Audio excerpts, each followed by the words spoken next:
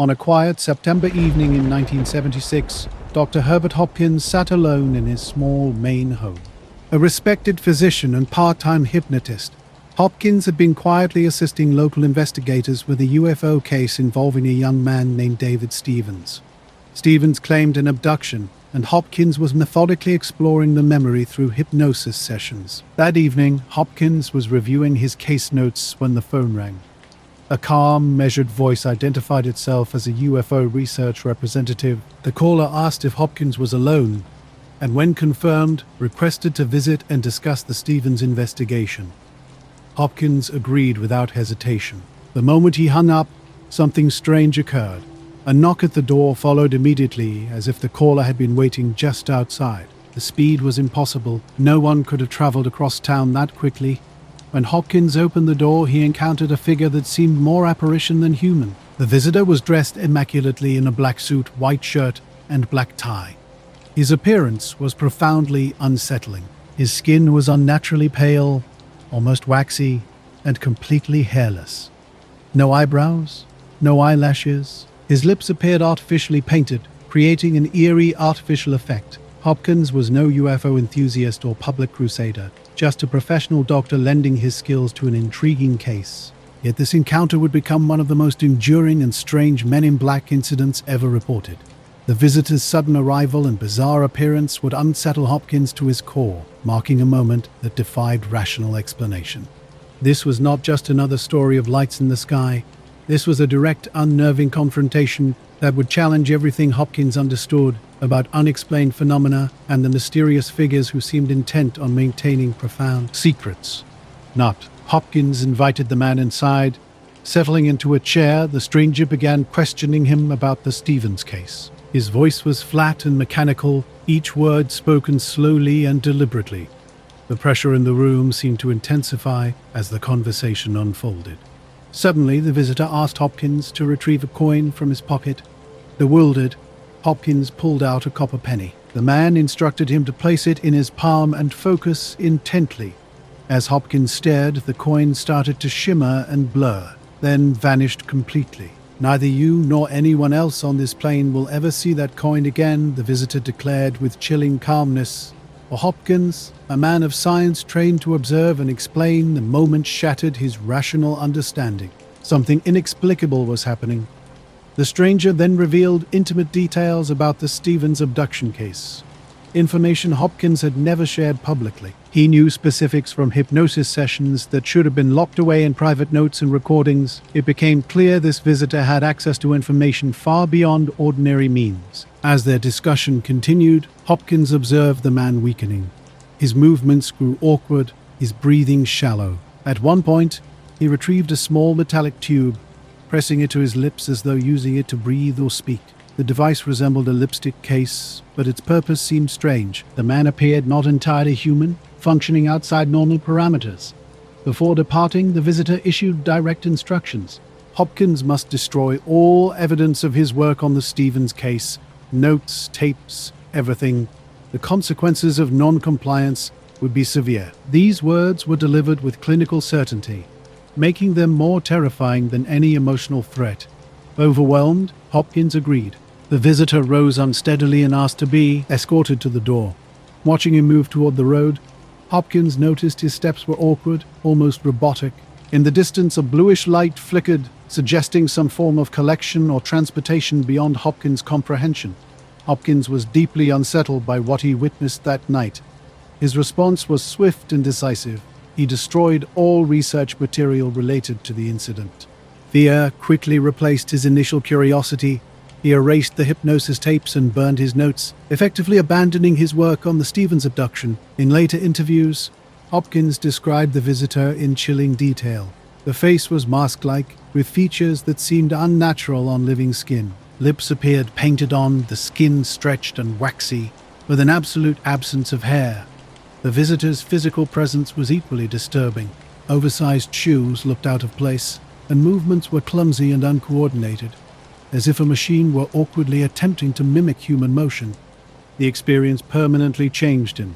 Though he continued practicing medicine, he completely withdrew from UFO research. When discussing the incident, he spoke cautiously, aware of potential ridicule. Yet those who knew him personally vouched for his sincerity and credibility. He was not a man prone to inventing tales. Something profound had clearly disturbed him in a way no simple hoax could explain. For researchers studying the Men in Black phenomenon, Hopkins' case became crucial. It contained multiple hallmarks found in other reports. A sudden phone call, impossibly rapid arrival, artificial appearance, threats to abandon research, and demonstrations of strange abilities. The vanishing coin became particularly famous, illustrating how these figures seemed to manipulate matter or perception in inexplicable ways. Skeptics offered various explanations. Some suggested an elaborate prank by a skilled illusionist, with access to his private notes. Others speculated he might have hallucinated the event during a hypnagogic state. However, these explanations failed to address the consistency of his testimony or its remarkable overlap with numerous other MIB reports spanning decades. What made the case endure was not just the strangeness of the visitor, but Hopkins himself. He had nothing to gain by fabricating the story. In fact, he had everything to lose: his professional reputation, credibility, and peace of mind. And yet he told the story anyway, quietly but firmly, maintaining until his death that he had witnessed something real. Like Albert Bender's earlier experiences in the 1950s, the Hopkins case remains a touchstone for understanding the mysterious Men in Black phenomenon. In the fall of 1975, the small southern town of Gurdon, Arkansas, experienced something that would disrupt its quiet, tight-knit rhythm of church gatherings and football games. Life in this rural community changed when extraordinary events unfolded on the outskirts of town. It started on an ordinary evening when several locals spotted unusual lights over the woods and railroad tracks. These weren't distant, mistaken points of light, but close, silent, and incredibly maneuverable. Witnesses described them differently, some as glowing spheres, others as elongated ovals with a faint, bluish halo. They moved in coordinated patterns, zipping across the sky at speeds far beyond any known aircraft. A railroad worker finishing his shift near the famous Gurdon Light area witnessed something remarkable. He saw two glowing objects hovering silently above the trees, with one splitting into two smaller lights before all three shot upward and vanished in a flash. Frightened but compelled to share his experience, he reported the sighting to his supervisor. Word spread quickly through the community. Families whispered about the strange lights in diners and on front porches. Soon, half a dozen people were discussing the incident, transforming an isolated sighting into a shared local mystery. This encounter echoes a broader, more unsettling pattern. Across the world, witnesses repeatedly describe officials who appear human but aren't quite right. These figures intimidate and demand silence, seeming more like constructed agents of secrecy than government representatives. Hopkins captured the essence of such encounters with a chilling observation. "I was like talking to a machine. Not a man, but a machine disguised as a man." The story stands as a stark reminder that those who dig too deeply into UFO mysteries often find themselves visited by forces determined to keep the truth hidden. Not teenagers from the local area, drawn by curiosity, had explored the woods, hoping to see something extraordinary. Soon, strange events began to unfold. A week after their initial encounter, one witness received an unexpected visit at home. Late in the evening, a knock at the door revealed two men in dark suits, an unusual sight in Gurdon, especially on the outskirts of a rural property. Their appearance was striking, pale, expressionless, and strangely rigid, introducing themselves vaguely as government investigators looking into unusual aerial activity. They requested entry. Once inside, their questioning took on a subtle, menacing tone. They inquired not just about what the witness had seen, but who else had been told. One man spoke flatly. "It would be best if you didn't continue talking about the lights. People might misunderstand. There could be consequences." The witness found their behavior deeply unsettling. Their mannerisms seemed unnatural.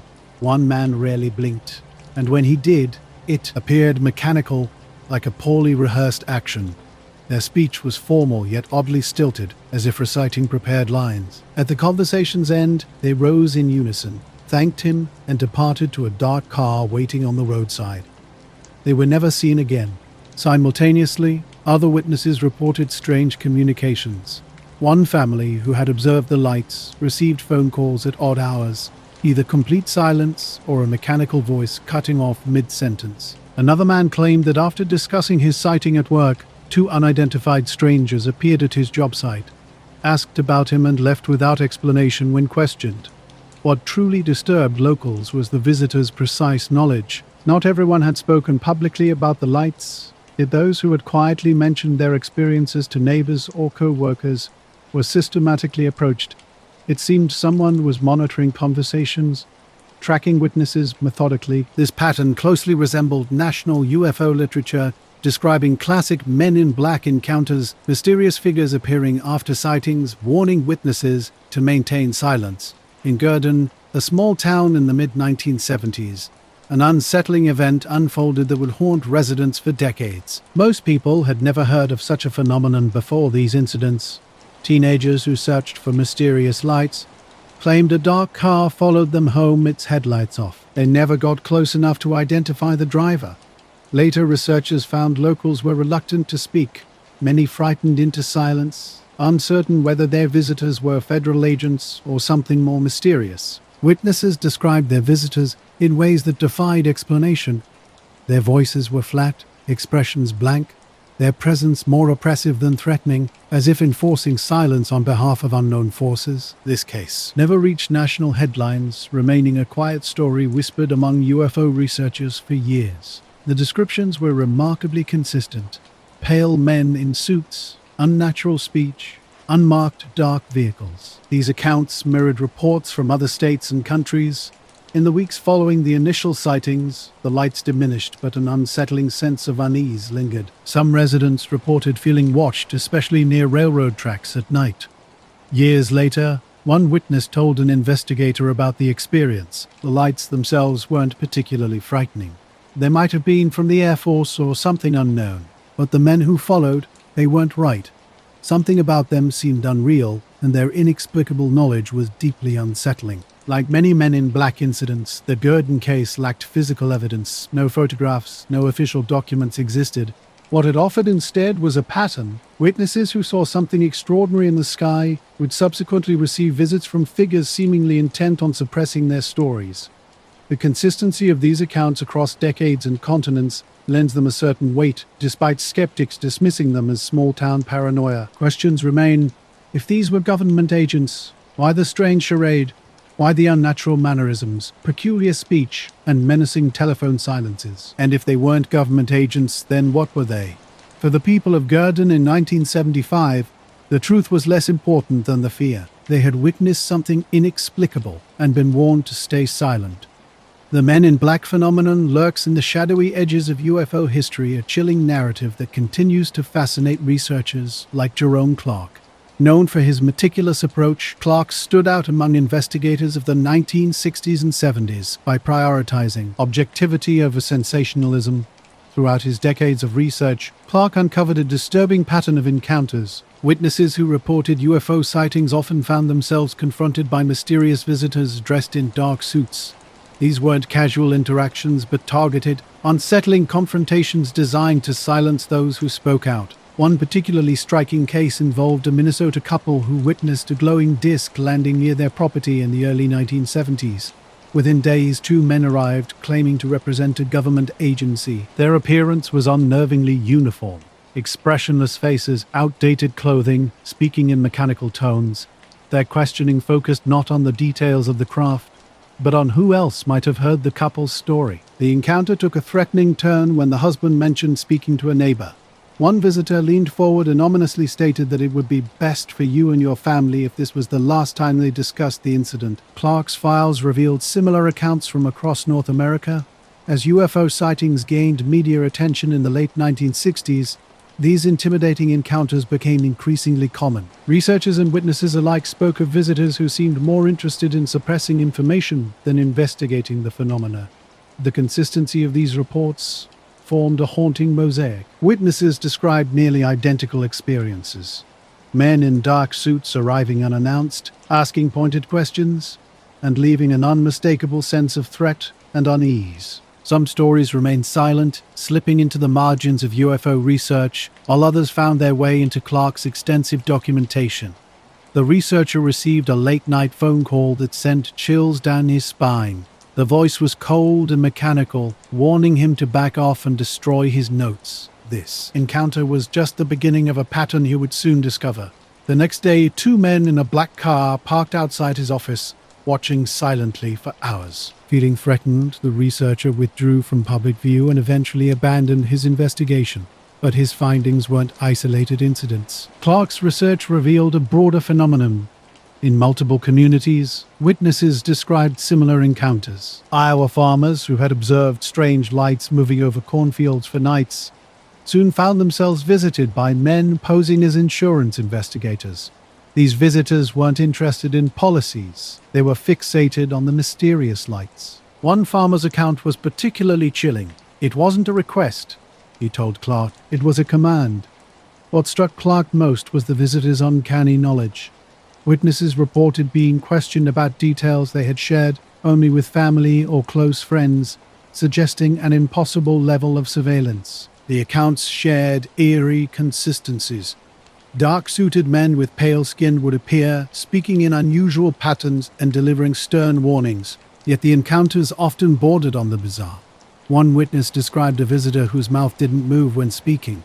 Another recalled 2 men staring blankly at offered coffee, never drinking. The vehicles added another layer of mystery. Witnesses consistently described immaculate black sedans without license plates. These cars would materialize suddenly, outside rural homes or on lonely roads, then vanish just as quickly. In Illinois, a man claimed that after filming a bright object and being warned by 2 visitors, something extraordinary happened. Their car seemed to hex cuts off in developed sand, and Clark's extensive research into the men in black revealed a profound psychological impact on UFO witnesses.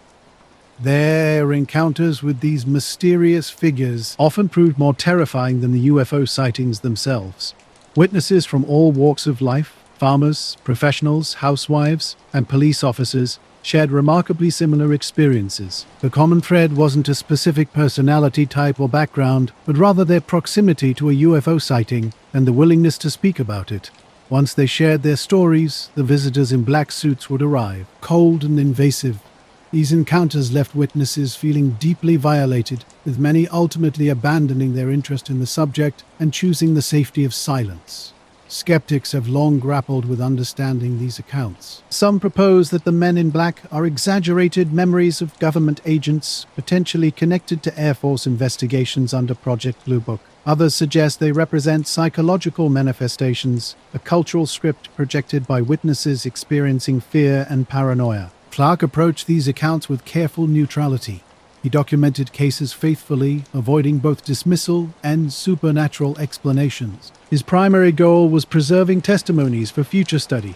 Yet, he acknowledged the unsettling implications of the phenomenon. Whether these figures were human agents or something entirely unknown, their methods seemed designed to suppress knowledge and control narratives. Their approach was less about investigation and more about intimidation. As Clark noted in his later writings, the most striking aspect of the men in black was not their appearance, but the silence they left behind. Witnesses would fall quiet, researchers would withdraw, and evidence would mysteriously disappear. Clark's collection remains a crucial resource for researchers. It offers more than isolated stories. It presents a pattern spanning geography and time. His files contain connections to early cases like Bender's experiences in the 1950s and Hopkins' terrifying night in Maine, weaving a complex tapestry of unexplained encounters. Ultimately, the men in black emerged not just as enforcers of secrecy, but as embodiments of it, shadowy figures who could dematerialize as quickly as they appeared, leaving witnesses questioning the very nature of their experience. Bender's story began in Bridgeport, Connecticut, where he founded the International Flying Saucer Bureau, IFSB, in 1952. This organization was one of the first civilian UFO groups in the United States, aiming to connect enthusiasts and investigators worldwide in their quest to unravel the flying saucer mystery. The IFSB quickly gained international attention, publishing a newsletter that boldly explored sightings, theories, and speculation. However, Bender's groundbreaking work came to an abrupt halt following a chilling encounter. He claimed 3 strange men in dark suits visited him unexpectedly, appearing in a way he could not explain. These visitors communicated telepathically with glowing hypnotic eyes that seemed to transmit pure dread. Their message was clear and uncompromising. Bender was to cease his investigations immediately. The impact was swift and total. Almost overnight, Bender disbanded the IFSB, stopped publishing, and vanished from public view. His peers were left confused, particularly since the group had been on the verge of significant expansion. Bender offered only cryptic hints about knowing something he could not reveal. In the years following his silence, similar experiences emerged. Researchers like Jerome Clark and John Keel documented numerous accounts across the country. Witnesses described encounters with figures remarkably similar to Bender's three mysterious visitors. This recurring pattern raised unsettling questions. Had Bender truly been silenced by otherworldly agents? Were others being visited to maintain the same level of secrecy? The phenomenon extended beyond Bender's initial experience. One notable follow-up case emerged from West Virginia in the late 1950s. Wherever UFOs appeared, these enigmatic men in black were never far behind. Their purpose seemed singular: to ensure the mystery remained exactly that, a mystery. These stories highlighted a fundamental truth that Clark and others observed. The men in black, whether human, alien, or something in between, were committed to maintaining an impenetrable veil of secrecy around UFO investigations. Now a series of UFO encounters shared a chilling pattern that went beyond mere coincidence. In the early 1960s, multiple witnesses reported strange interactions with mysterious men who seemed more than human. One witness described three men in black suits who arrived at his home in the dead of night. Their movements were mechanical, their presence overwhelming.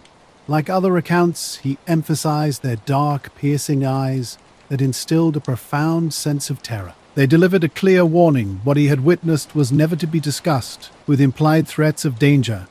A similar incident unfolded in California. A woman and her children had spotted a saucer-shaped craft near their neighborhood. Shortly after, three men in dark clothing arrived in a black, unlicensed car. With unnatural precision, they knocked and requested entry into her home. Inside her living room, these visitors sat unnaturally still. Their questioning focused not on the craft's details, but on her emotional response and potential conversations about the sighting. She described them as utterly alien, their speech halting, their faces blank, their manner entirely foreign. When they departed, witnesses consistently noted an unnatural movement, more gliding than walking. Investigators began to see a pattern emerging.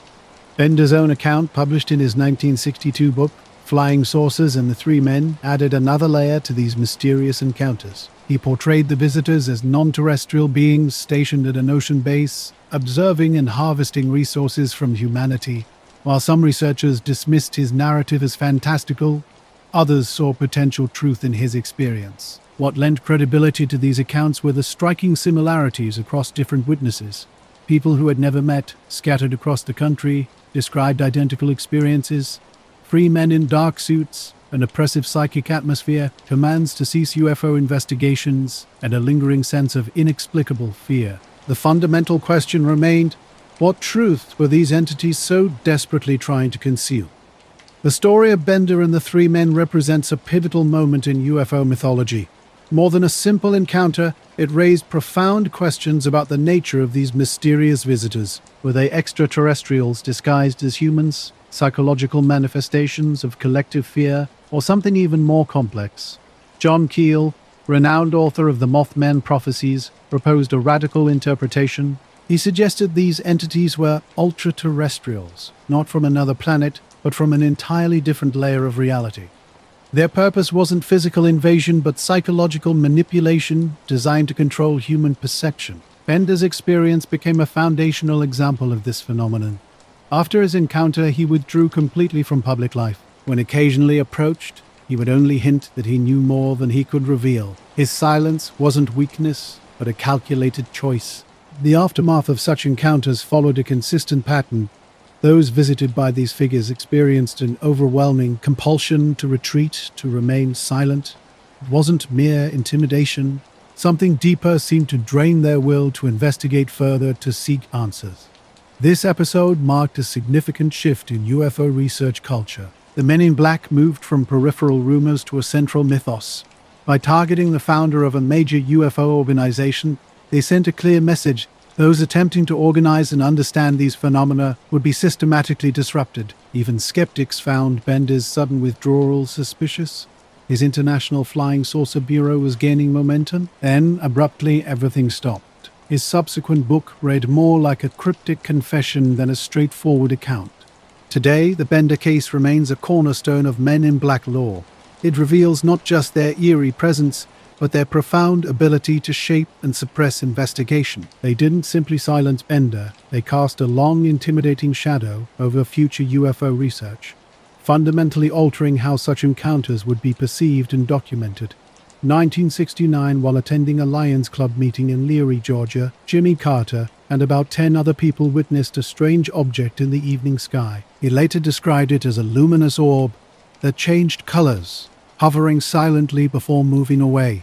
Carter insisted this was not a conventional aircraft, weather balloon, or astronomical body. Years later, in 1973, long before becoming the 39th President of the United States, Carter openly acknowledged his UFO sighting. As governor of Georgia, he positioned himself as a figure of integrity and transparency. His willingness to discuss the experience was unusual for a politician, especially during an era when UFO sightings were widely dismissed or mocked. Carter filed a formal report with the International UFO Bureau documenting what he had seen. When reporters asked about the incident, he didn't shy away. He admitted openly that he had seen something unidentified, but took pains to clarify that he didn't believe it was extraterrestrial. Instead, he suggested it was likely an unknown natural phenomenon. His honesty drew mixed reactions. Few public figures, especially politicians, dared to align themselves with UFO reports. After his report and public comments, unusual visits began. Several individuals close to Carter during his gubernatorial and early presidential campaigns claimed they were approached by strange, official-looking men who discouraged them from encouraging Carter to speak further about UFOs. These encounters resembled the Men in Black stories reported by ordinary citizens across the country. The figures were described as wearing dark suits, driving unmarked cars, and speaking in measured, unnatural cadences. They identified themselves vaguely as federal agents, though none ever produced credentials. One story preserved in UFO literature involved a Carter campaign volunteer who became part of this mysterious narrative. The experience left a lasting impression on Carter and added a layer of mystery to his later attempts at disclosure. Silence became a common response to the extraordinary. Carter made a bold promise during his 1976 campaign.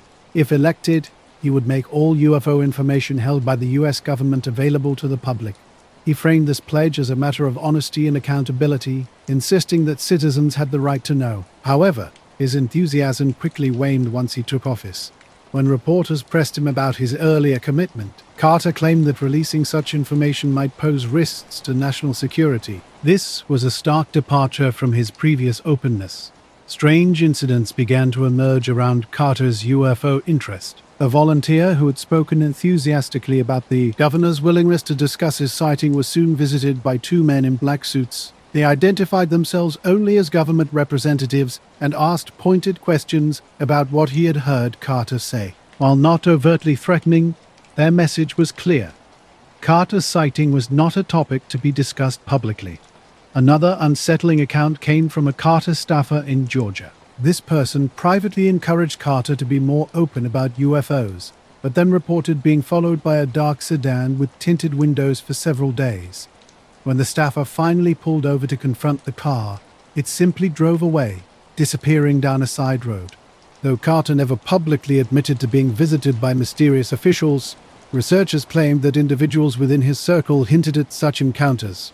One researcher later recounted being told by a former aide that Carter had been warned by official-looking men not to pursue the UFO subject during his presidency. Some skeptics argue that Carter simply became more cautious after learning about the complexities of classified intelligence. Others believe he was pressured by shadowy intelligence figures whose methods were not far from the classic Men in Black scenario. Whether through silent threats, classified briefings, or strange official visits, the result was the same.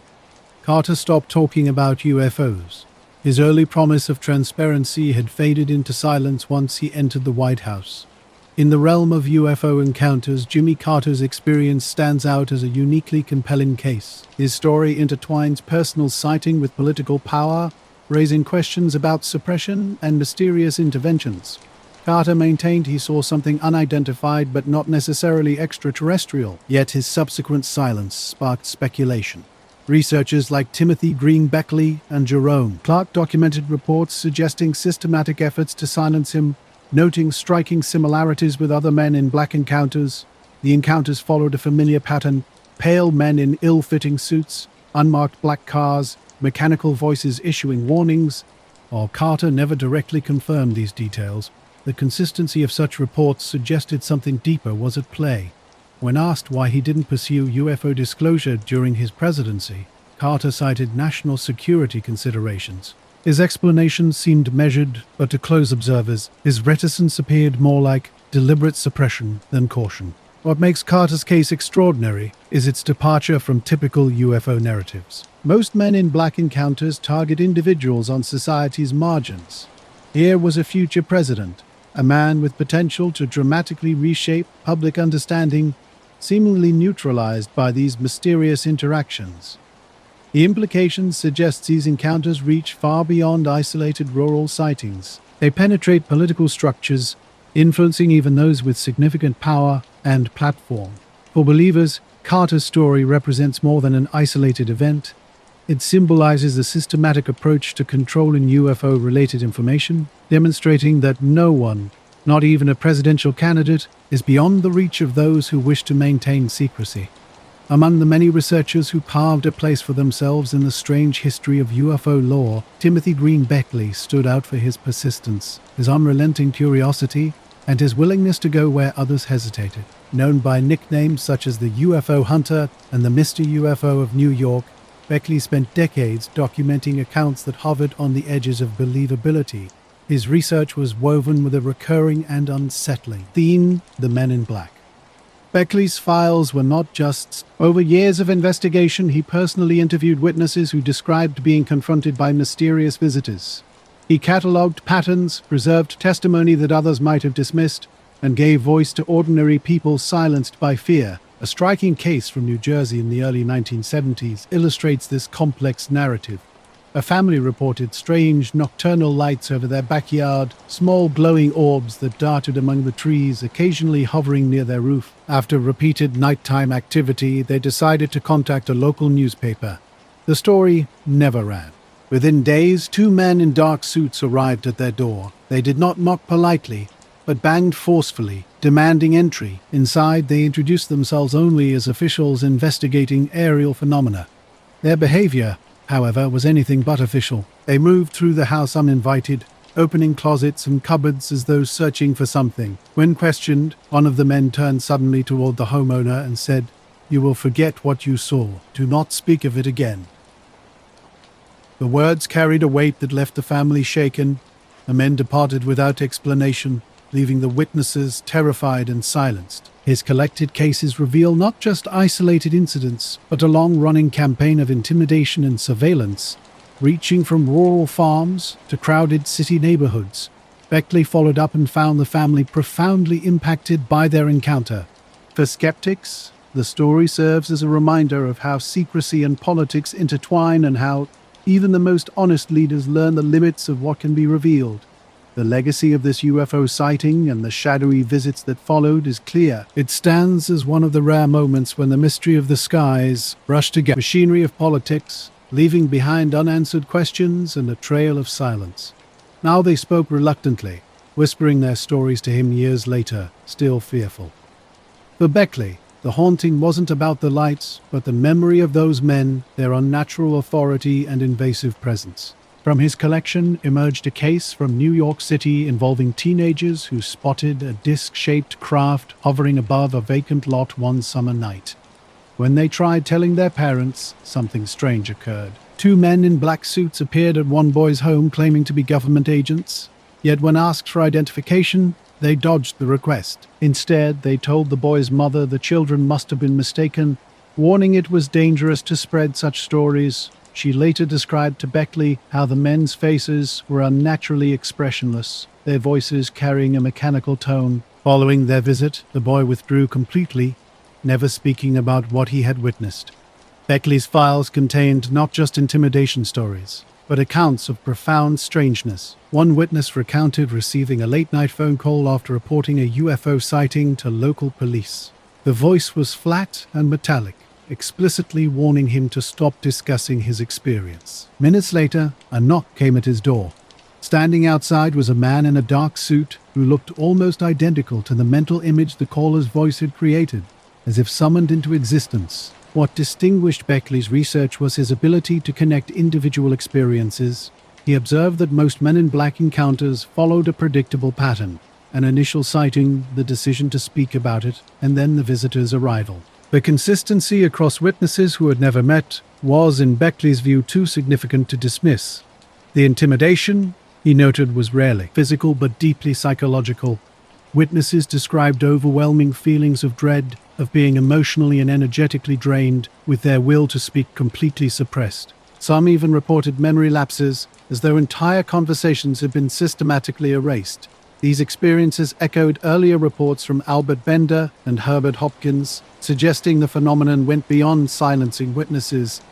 It was about fundamentally altering their perception. Beckley himself was not exempt. He admitted that after publishing certain articles, he had experienced similar unsettling encounters, further reinforcing the mysterious nature of these experiences. None throughout the 1980s, Timothy Green Beckley documented mysterious encounters that suggested a sinister pattern of intimidation surrounding UFO research. He often spoke about feeling watched during conferences, recounting a specific night when a dark sedan sat outside his New York apartment, its headlights off and driver barely visible. When Beckley stepped outside to investigate, the car silently slipped away without illuminating its lights. He believed his work had attracted attention, though he couldn't definitively prove direct targeting. Skeptics challenged his credibility, arguing that his tendency to publish fringe accounts blurred the lines between UFO research and paranormal investigation. Despite criticism, even his detractors acknowledged the historical value of his work. Without Beckley's documentation, many witness testimonies would have been lost, with frightened individuals too intimidated to share their experiences publicly. His compilation UFO Silences became a landmark collection of Men in Black encounters, presenting them not just as mysterious visitors but as generational enforcers of silence. Beckley never claimed to understand the true nature of these figures. Were they government operatives, extraterrestrial agents, or something more enigmatic? He emphasized their consistent appearance wherever UFO stories threatened to emerge. In interviews, he sometimes suggested they might be psychic entities rather than physical beings. Their behavior fascinated him, seemingly performative, with outdated clothing, stilted speech, and surreal appearances. Beckley wondered if they were manifestations of a larger intelligence, using archetypes of authority to instill fear. What remained undeniable was the profound psychological impact on witnesses. Many people reported being deeply shaken by these encounters. Some abandoned their UFO research entirely, while others avoided public spaces for weeks or months. By the time of his death in 2021, Beckley had assembled one of the largest personal archives of Men in Black reports. His true legacy was not providing definitive answers, but preserving these extraordinary narratives for future investigation. Beckley recognized the importance of telling the stories of those who would otherwise remain voiceless. By giving space to ordinary people sharing extraordinary experiences, he ensured the phenomenon of the Men in Black stayed part of the conversation. For many researchers, his files serve as a reminder that these mysterious figures are not just a curious footnote, but central to the history of UFO encounters. If UFOs represent the visible mystery in the skies, the Men in Black are the invisible force keeping those mysteries unexplained. As Beckley himself put it, you don't have to believe in them for them to believe in you. They are the keepers of silence. And if you step too close to the truth, they will be here. They always have been. Albert Rosales, a Cuban-born researcher who later moved to the United States, became known for something unusual in UFO studies. His obsessive dedication to cataloging humanoid encounters, while others focused on sources, skylights, or abduction cases, Rosales devoted himself to preserving testimonies of those who claimed to have seen beings, creatures appearing in fields, bedrooms, forests, and even city streets. His compilations, spanning decades and thousands of cases, remain some of the most extensive archives of humanoid encounters ever assembled. Within this vast catalogue, a particular thread emerges: the men in black.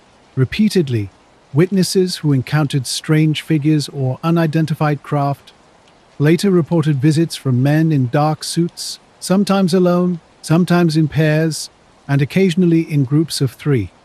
Their purpose was always the same: to silence, to confuse, to erase. Rosales' files transformed what might have seemed like folklore into a recognizable pattern repeated across cultures and continents. One of Rosales' earliest cases involved a woman in Puerto Rico during the mid-1960s. She claimed to have seen a disc-shaped craft land near her neighborhood, with small figures briefly visible around it.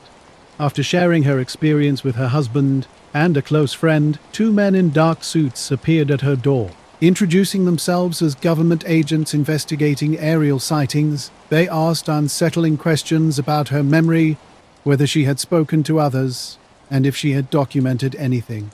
Her admission of having sketched the craft prompted a particularly disturbing response. They left without another word, and she never saw them again.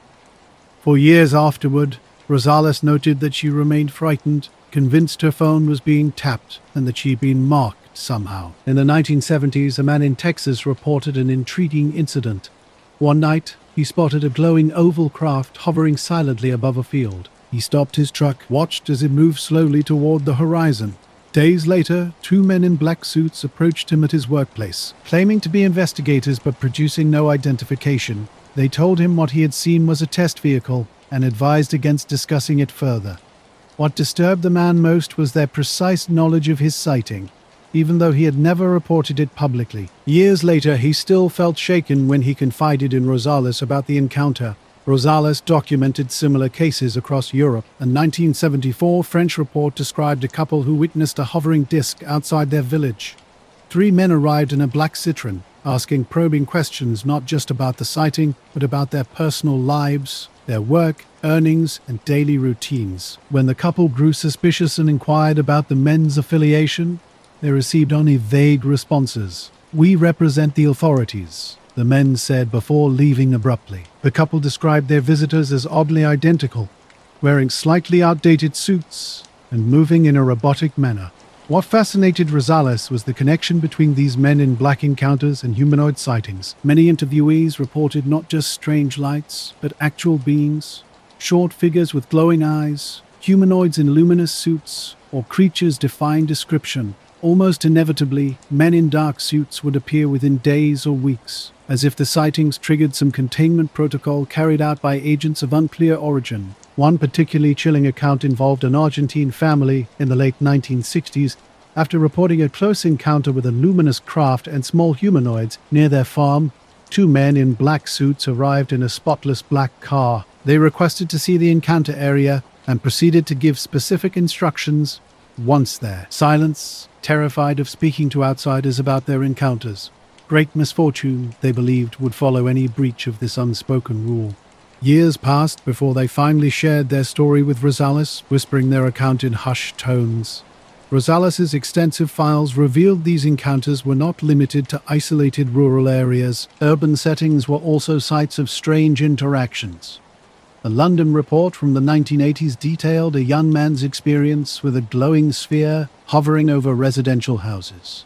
Days after his sighting, 2 men in black suits visited his apartment, claiming to represent an unnamed institute. Their questioning was intense and specific. They pressed him about the light's color and sighting duration.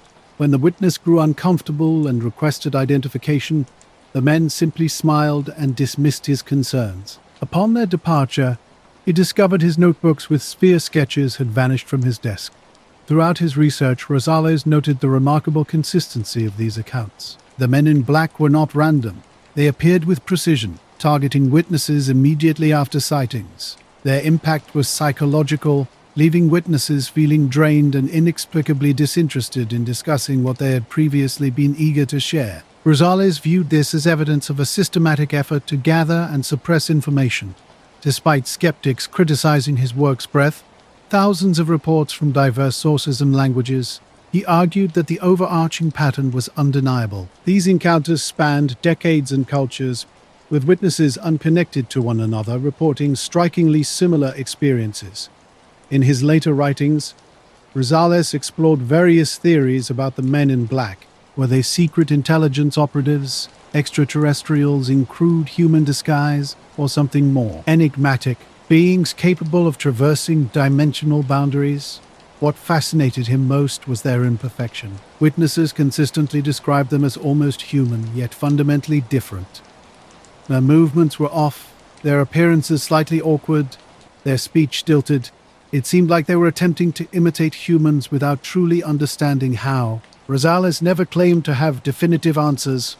Instead, he saw himself as an archivist, meticulously preserving stories for future generations. Through his work, he gave structure to the men in black phenomenon, not as scattered urban legends, but as a consistent presence that had shadowed UFO encounters across the globe. His collection stands as one of the most comprehensive resources for researchers seeking to unravel the deep-rooted connection between these mysterious figures and UFO sightings. The greatest mystery for Rosales wasn't the UFOs themselves, but the silence that followed them. Witnesses repeatedly shared how the lights in the sky were less terrifying than the subsequent knock at the door.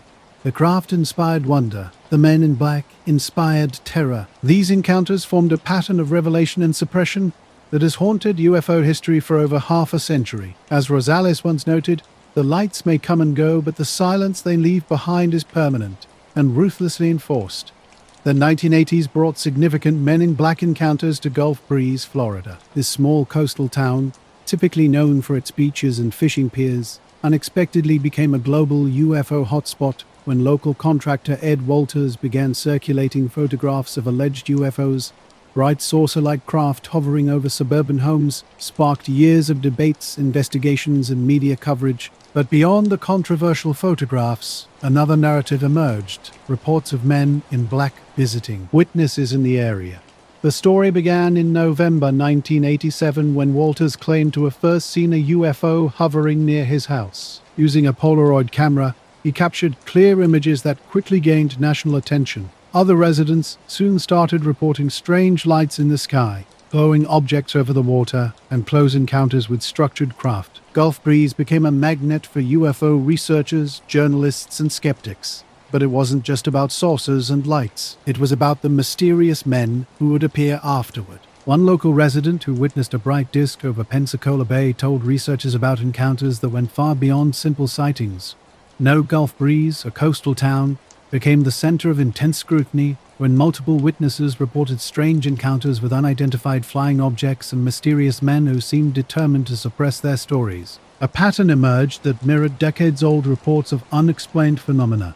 Witnesses would observe something unusual, then find themselves confronted by enigmatic figures demanding their silence. These encounters were not isolated incidents, but part of a broader trend. One particularly unsettling account involved a young couple who photographed unusual lights near Shoreline Park. Days after sharing these images with friends, they received an unexpected visit. Two men in dark suits, with pale skin and blank expressions, arrived at their door. When the couple hesitated to hand over their photographs, one man coldly stated that the images were not theirs to keep. Intimidated, they surrendered the pictures, which disappeared without further explanation. Another witness reported being contacted by phone, with the caller delivering a flat, emotionless warning against speaking to the media. When he sought identification, the caller simply repeated the warning and hung up. Soon after, a dark sedan began appearing across the street from his home at odd hours, creating an atmosphere of unease. Similar experiences were reported by others who had given statements to local investigators. Two men in black suits, claiming to be federal agents but offering no credentials, would visit witnesses. Their questioning focused not on the observed phenomena, but on the investigators contacted and potential photographic evidence. Researchers from organizations like MUFON, Mutual UFO Network, began documenting these accounts.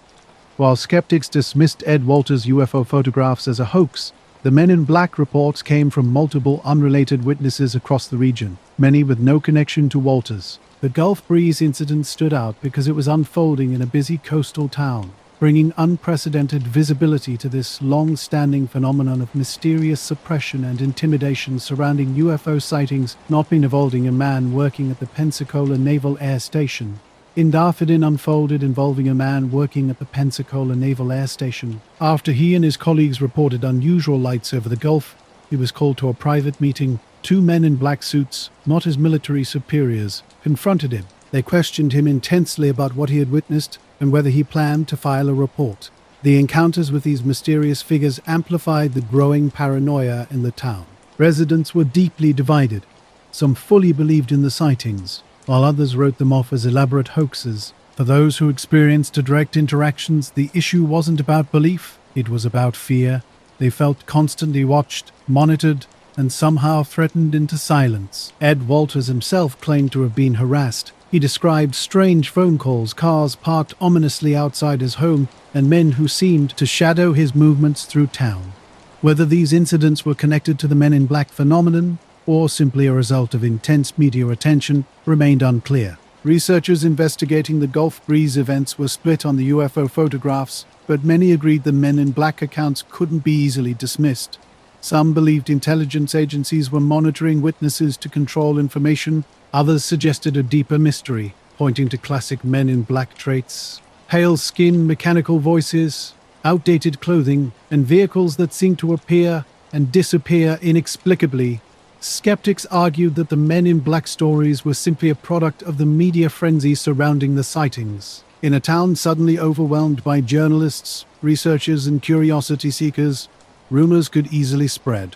Some suggested these encounters were merely misidentified government investigators or local pranksters. However, this explanation fell short when confronted with the remarkable consistency of descriptions that matched decades of previous reports.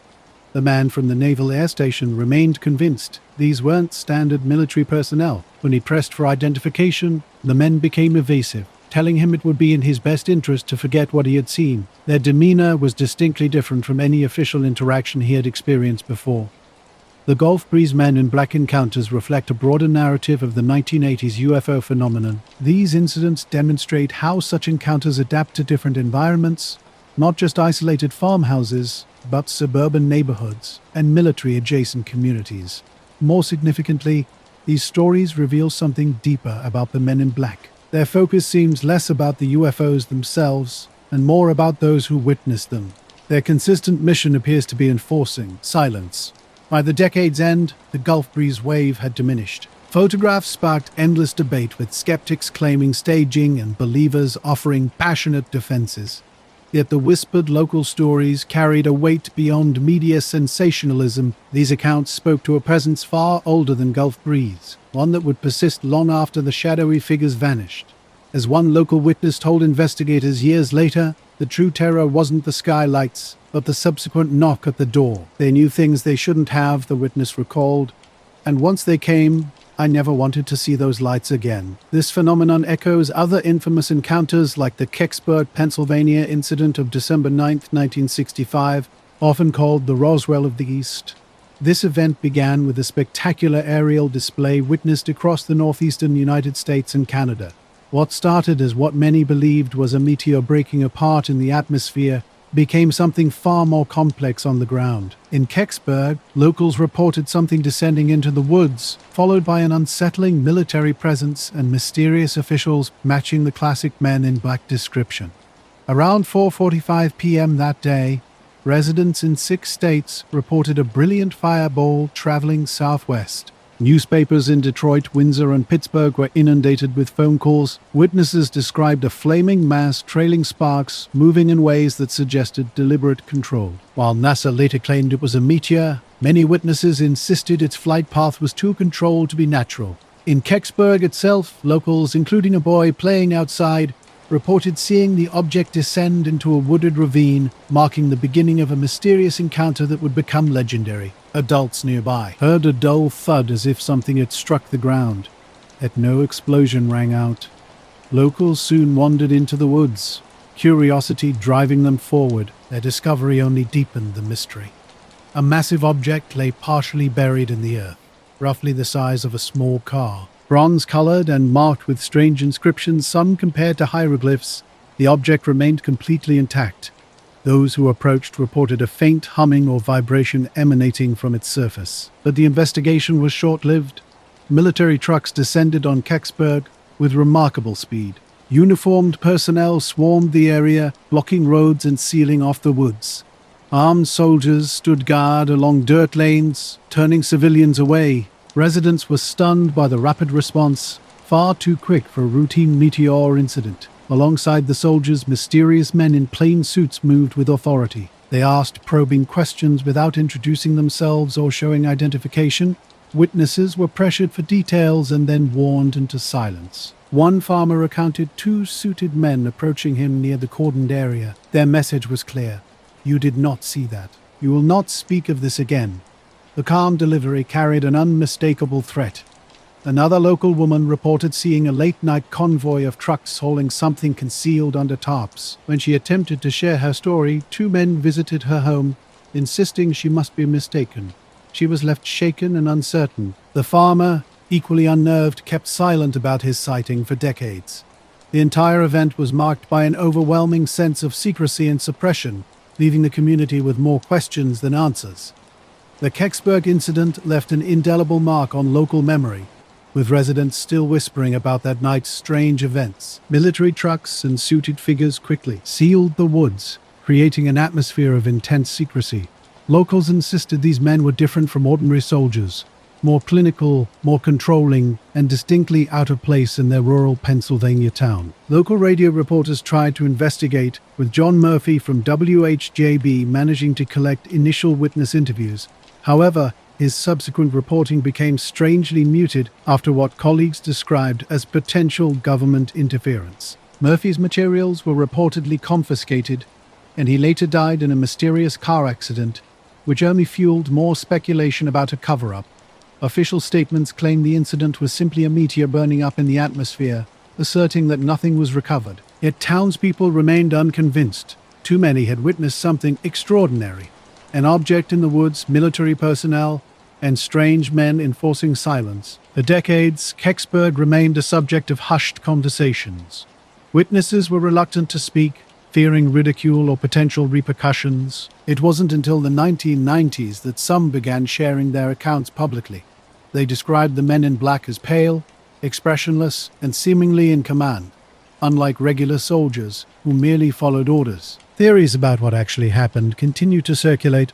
Some researchers argue it was a Soviet satellite from the Cosmos series, quietly recovered by US military. Others point to the craft's unique acorn shape and markings as potential evidence of something non-terrestrial. NASA's admission in 2003 that documentation of the incident had gone missing only deepened existing suspicions. What remains undeniable is the profound sense of intimidation experienced by witnesses. The combination of military presence and these intimidating suited figures became a hallmark of the Kecksburg case, a classic scenario of suppressed information that continues to intrigue researchers and locals alike. Not dark-suited men who seemed intent on controlling narratives have long been a hallmark of UFO encounters. The Kecksburg incident exemplifies this pattern, where an extraordinary event was quickly buried under explanations of natural phenomena. Decades later, residents still remember that night. Military vehicles rolled into their small Pennsylvania town, and an eerie silence descended. Children who witnessed the events recalled the sudden disruption of their community.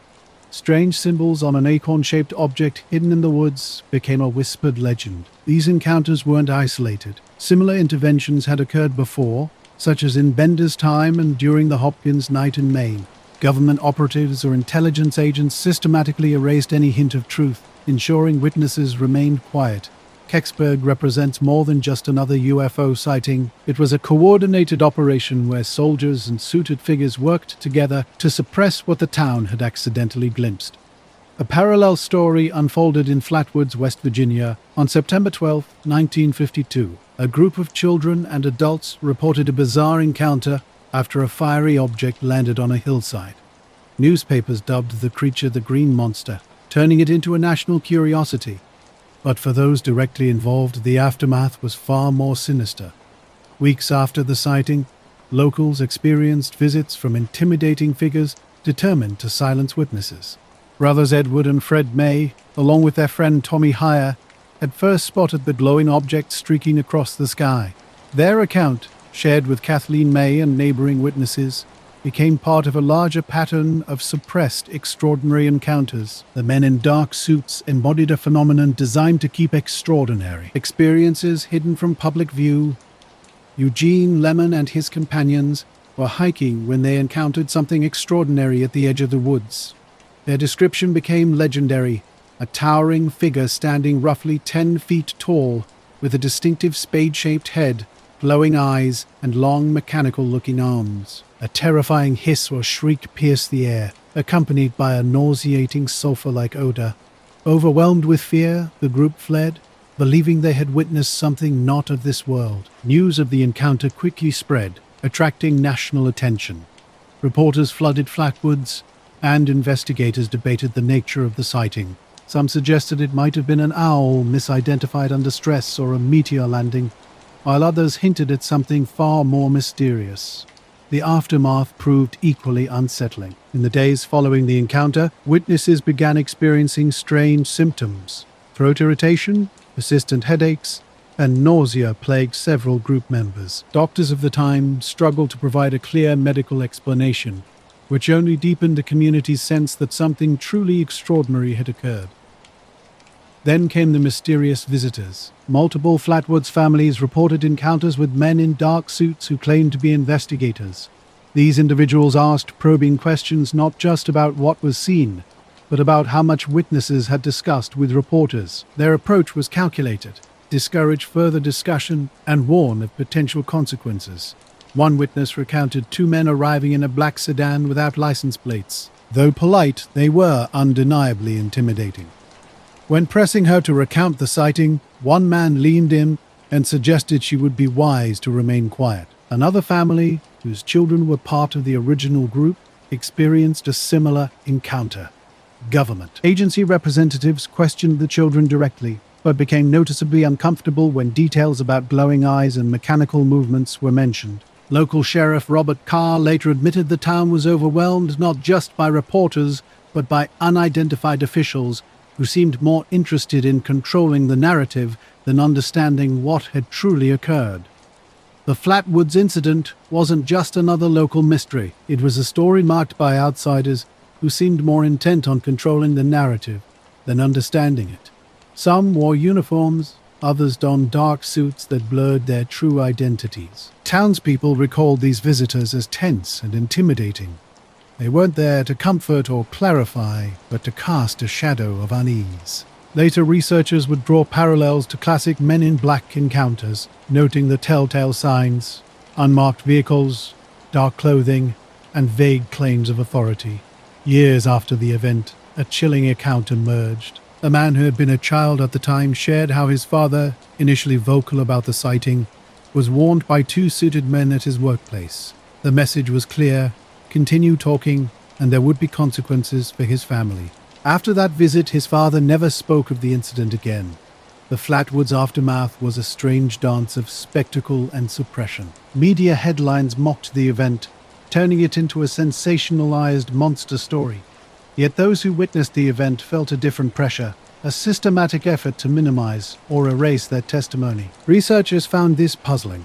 If the incident was merely a misidentified owl or meteor, why the intimidation? Why the unmarked cars and veiled threats? These details suggested someone, government operatives or something more mysterious, was deeply invested in preventing the story from gaining credibility. Skeptics proposed that the visitors might have been Air Force investigators from Project Blue Book.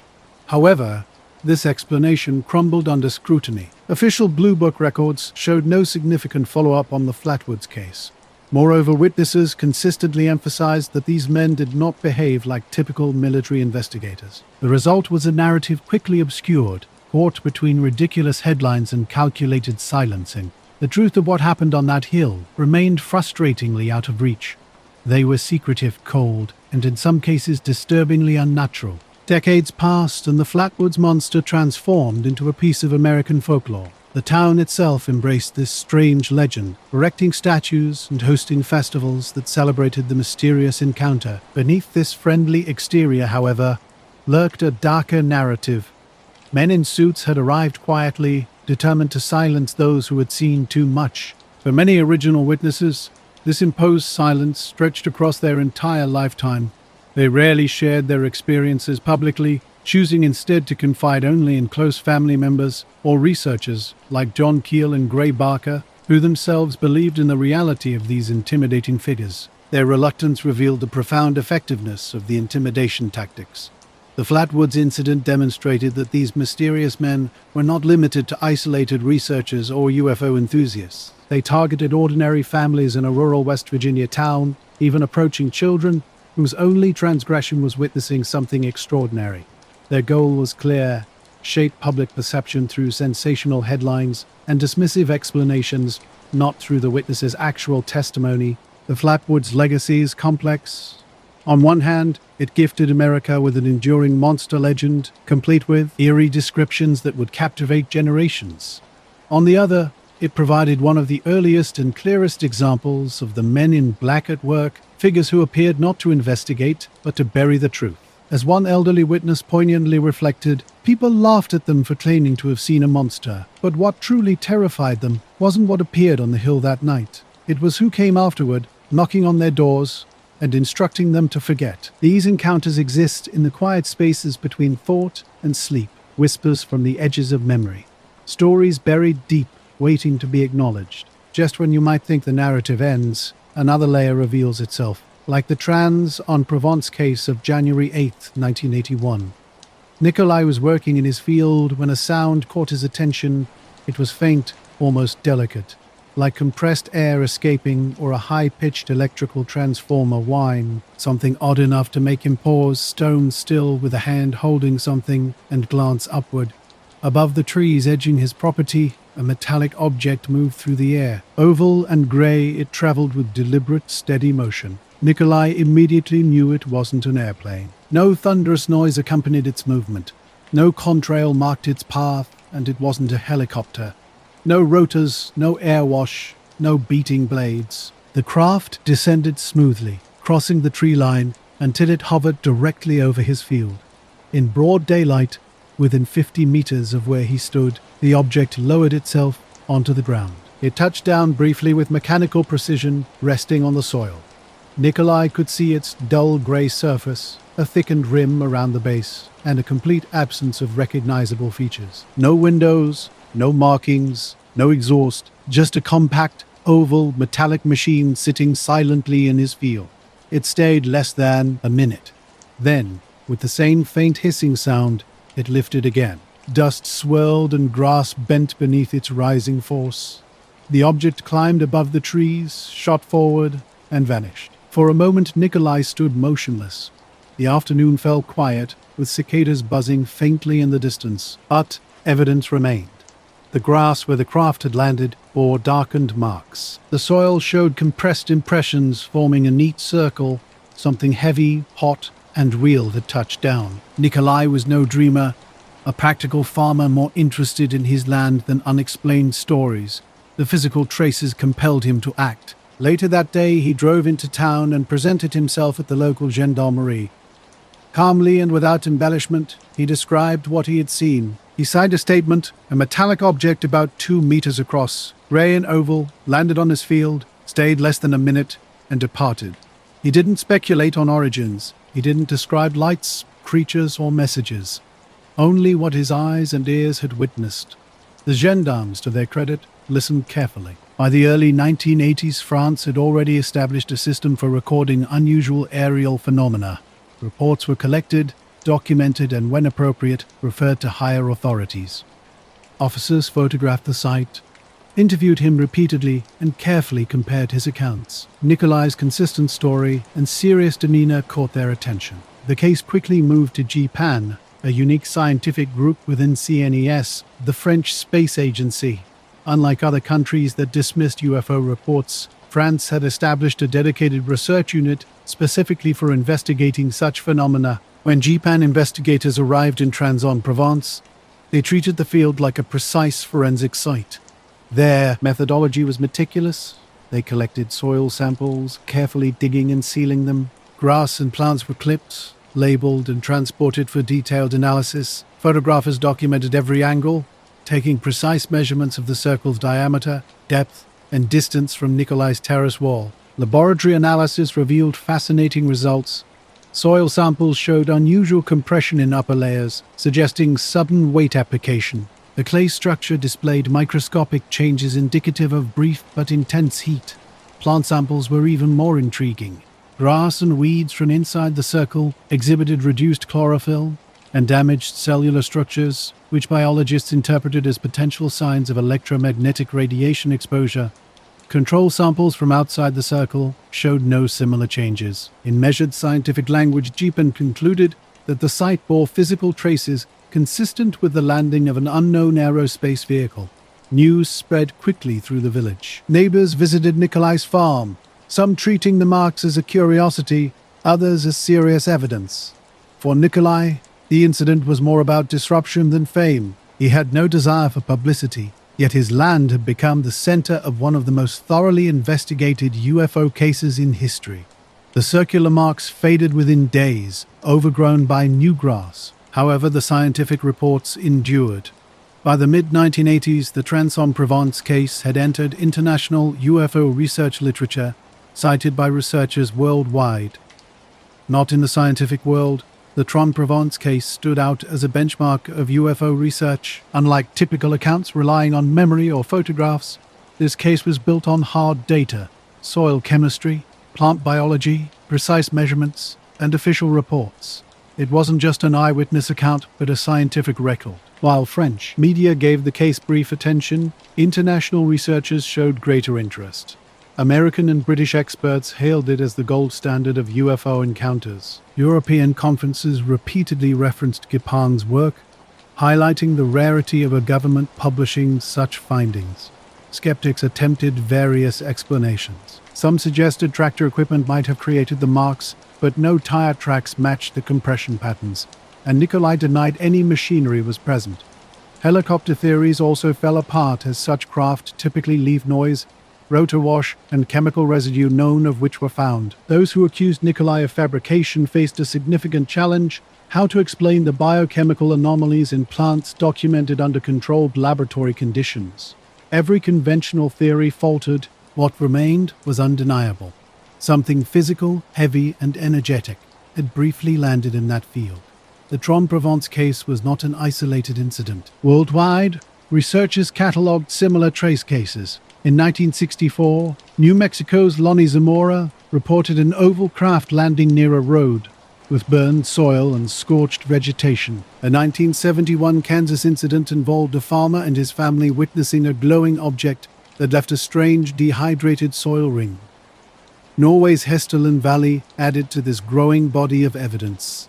From the early 1980s, recurring glowing orbs were photographed and measured with scientific instruments, producing data remarkably similar to the French findings. These cases, though separated by continents, shared consistent patterns: silent craft, circular impressions, scorched soil, and damaged vegetation. What set France apart was Jeepan's scientific rigor.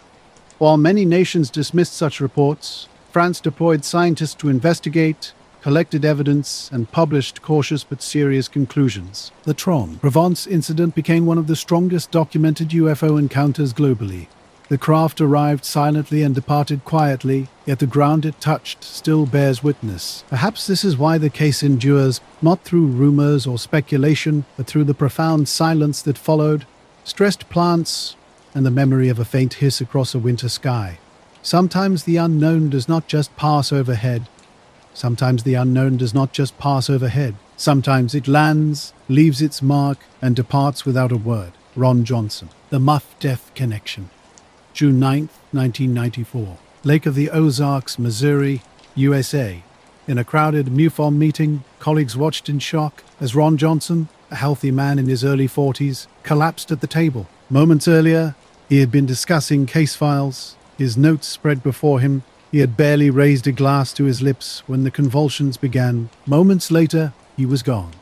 Within the UFO investigator community, this tragedy did not stand alone. In the weeks before his death, Johnson had told friends he had been warned, not about health risks or travel, but by men who came quietly, their questions pointed, their message unmistakable. Stop asking. Johnson was not a household name in UFO research, but within MUFON, he was trusted. Based in Missouri, he served as a state section director, managing local investigators and case files. His reputation was built on balance, skeptical when evidence was weak, open when witness accounts carried weight. He had worked on sightings ranging from unexplained lights to close encounters involving physical traces.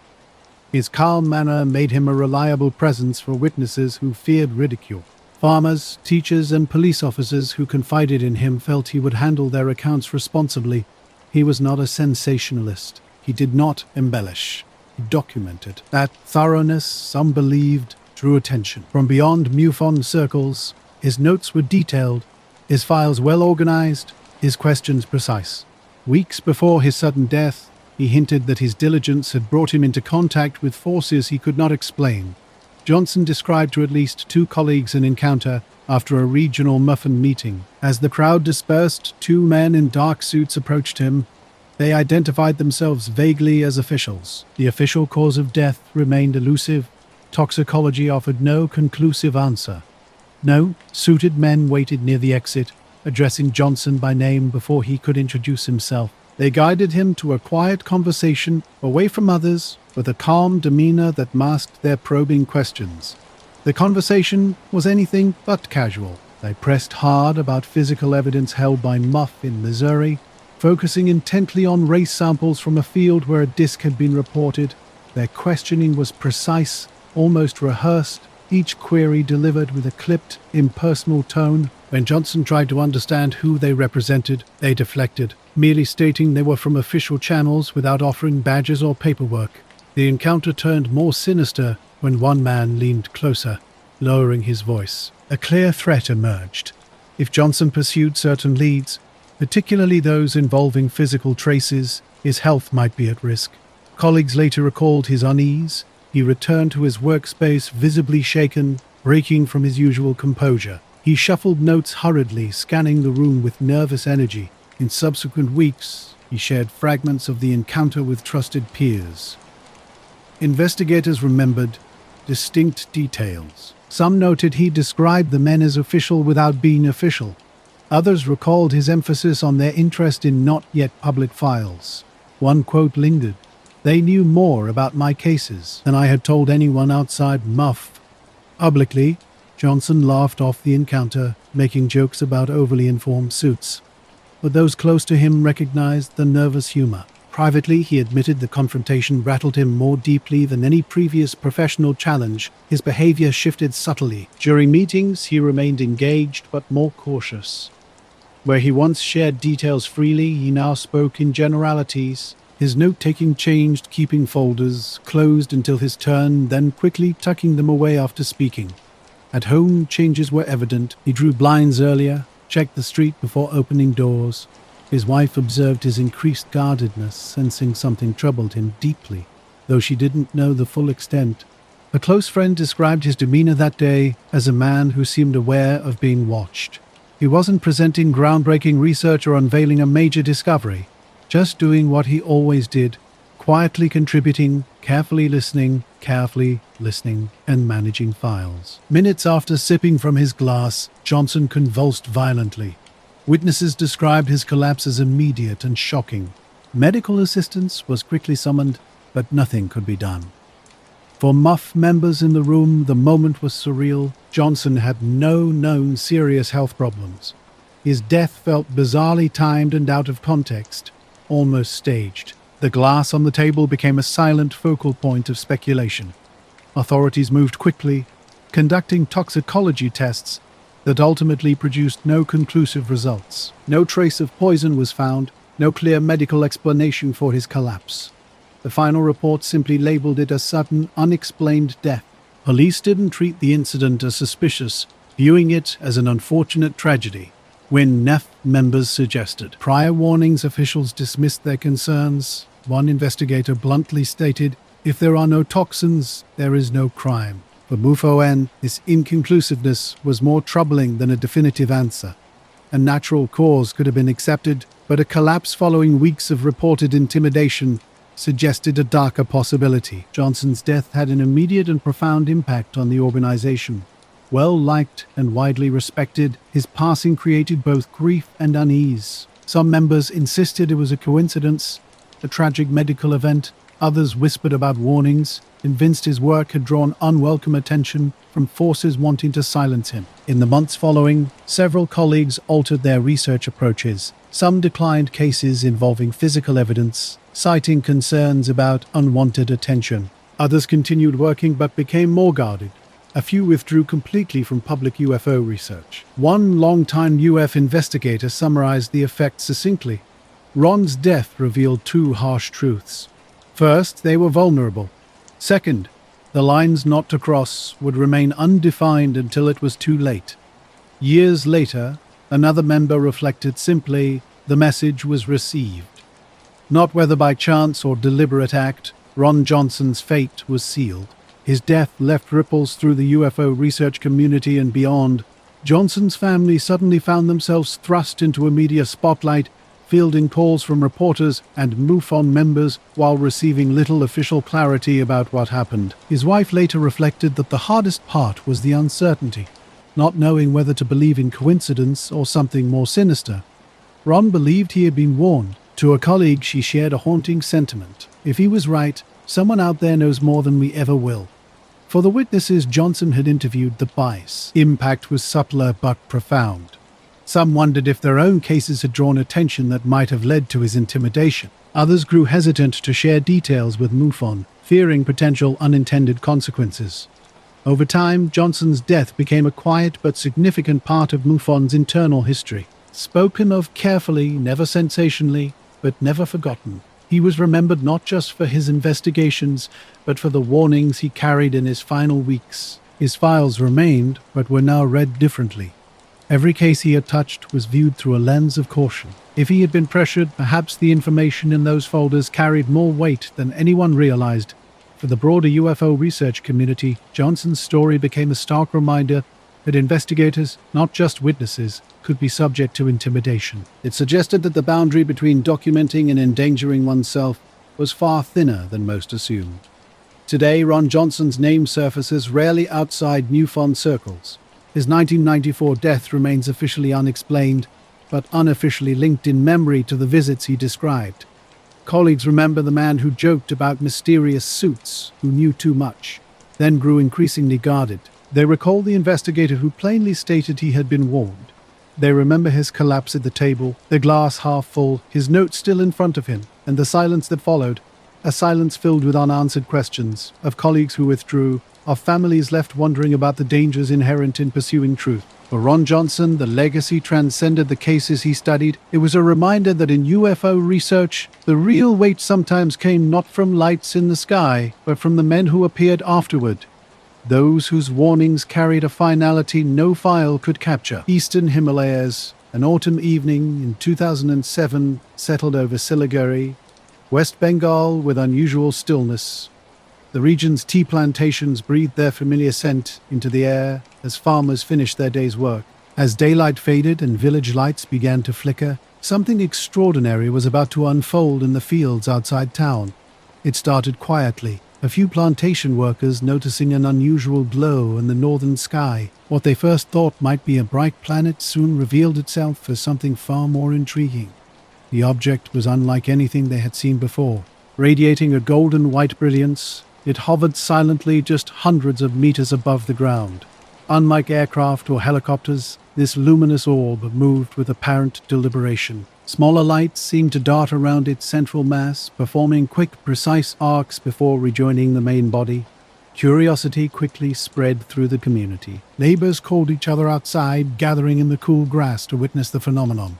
Some watched with fascination, while others felt a rising sense of unease. Families pulled children indoors, latching windows, as if protecting themselves from an unknown threat. An elderly farmer saw potential divine significance. Lighting incense in response to the strange sight, word traveled fast. Shopkeepers paused while closing their shutters. Commuters stopped their scooters, abandoning their journeys to watch. For nearly 20 minutes, the object remained visible from multiple vantage points across Siliguri, defying easy explanation. The incident would soon enter local folklore as one of India's most perplexing mass sightings, a night when the ordinary rhythms of rural life were dramatically interrupted by an unexplained aerial presence. Not witnesses recounted an extraordinary event with striking similarity.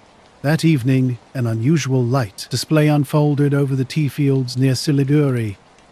A bright orb hovered silently for nearly half an hour, performing inexplicable movements before vanishing without trace. Local tea workers and villagers described a mesmerizing scene. The orb descended low enough to cast a golden glow on the leaves, then began breaking into smaller lights that darted across the ground in quick, searching patterns. When it finally disappeared, the object shot skyward at incredible speed, leaving behind only silence. By the time police arrived, the phenomenon had already ended. Officers admitted seeing only a faint glow, and the station log merely noted strange lights reported by citizens. No follow-up investigation was conducted, and the incident seemed destined to become local folklore. Regional Bengali newspapers carried brief articles under headlines like "Mystery Light over Siliguri," and local television briefly interviewed visibly shaken witnesses, yet within days, national media ignored the event, burying the story beneath political and economic news. Multiple explanations emerged, though none fully satisfied. Some suggested ball lightning, but this theory fell short. Ball lightning typically lasts seconds, not half an hour, and rarely splits into independently moving lights. Others proposed a misidentified helicopter or drone, but villagers noted the complete absence of rotor noise. Given Siliguri's proximity to the northern frontier, some military analysts speculated about potential Chinese border activity. The Siliguri corridor's strategic importance fueled such theories. However, no records confirmed any foreign aircraft incursions that evening. No official from the Indian Air Force or Meteorological Department stepped forward with an explanation. For those who witnessed the event, the memory remained vivid, a mysterious interlude that defied conventional understanding, leaving more questions than answers. The Siliguri UFO incident challenged what people knew about aircraft behavior. For UFO researchers, these lights are critically important. The primary reason? An extraordinary number of witnesses. This wasn't a report from a single traveler or an unverified photograph. It was a collective experience where workers, farmers, shopkeepers, and commuters all described the same phenomenon at the same moment. Mass sightings like these are uncommon and often defy straightforward explanations. Over the years, the case has survived mainly through regional stories and scattered mentions in Indian UFO research communities. Some researchers consider it one of the most significant modern sightings in eastern India, drawing comparisons to mysterious glowing objects reported by Indian Army patrols in Ladakh during the same era. Others view it as another unsolved mystery, forgotten by officials but preserved in local memory. When villagers are asked today, many still remember that night with remarkable clarity. They speak of a quiet awe, of children clinging to their parents, and of a strange beauty as a glowing orb illuminated the plantations. Time seemed to slow while dozens of neighbors stood together, staring at something beyond understanding, witnessing an event that would end as quickly as it began. For those who witnessed it, the Siliguri UFO was more than a light in the sky. It was a moment when the boundaries of everyday life, farming routines, traffic, daily struggles, were unexpectedly pierced by the unknown. No military explanation or scientific theory has fully resolved what occurred. Instead, the event remains an open question, a reminder that in a world of crowded skies and advanced technology, mystery can still quietly descend over a small town, leaving its people gazing upward in wonder. The schoolyard fell silent, then erupted with murmurs. Children stopped mid-play, their eyes drawn upward.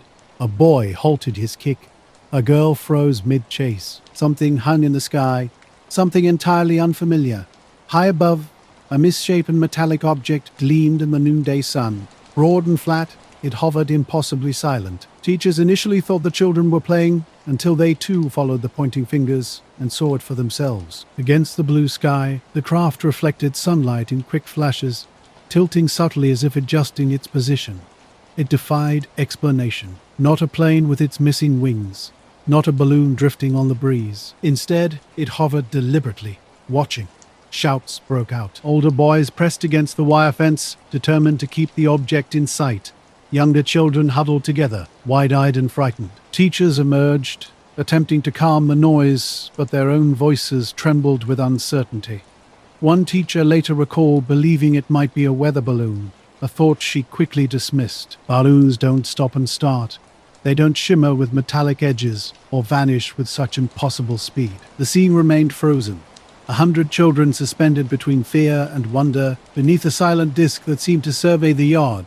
Some students claimed to see a faint dome on top. Others described a pale, bluish ring of light barely visible unless studied directly.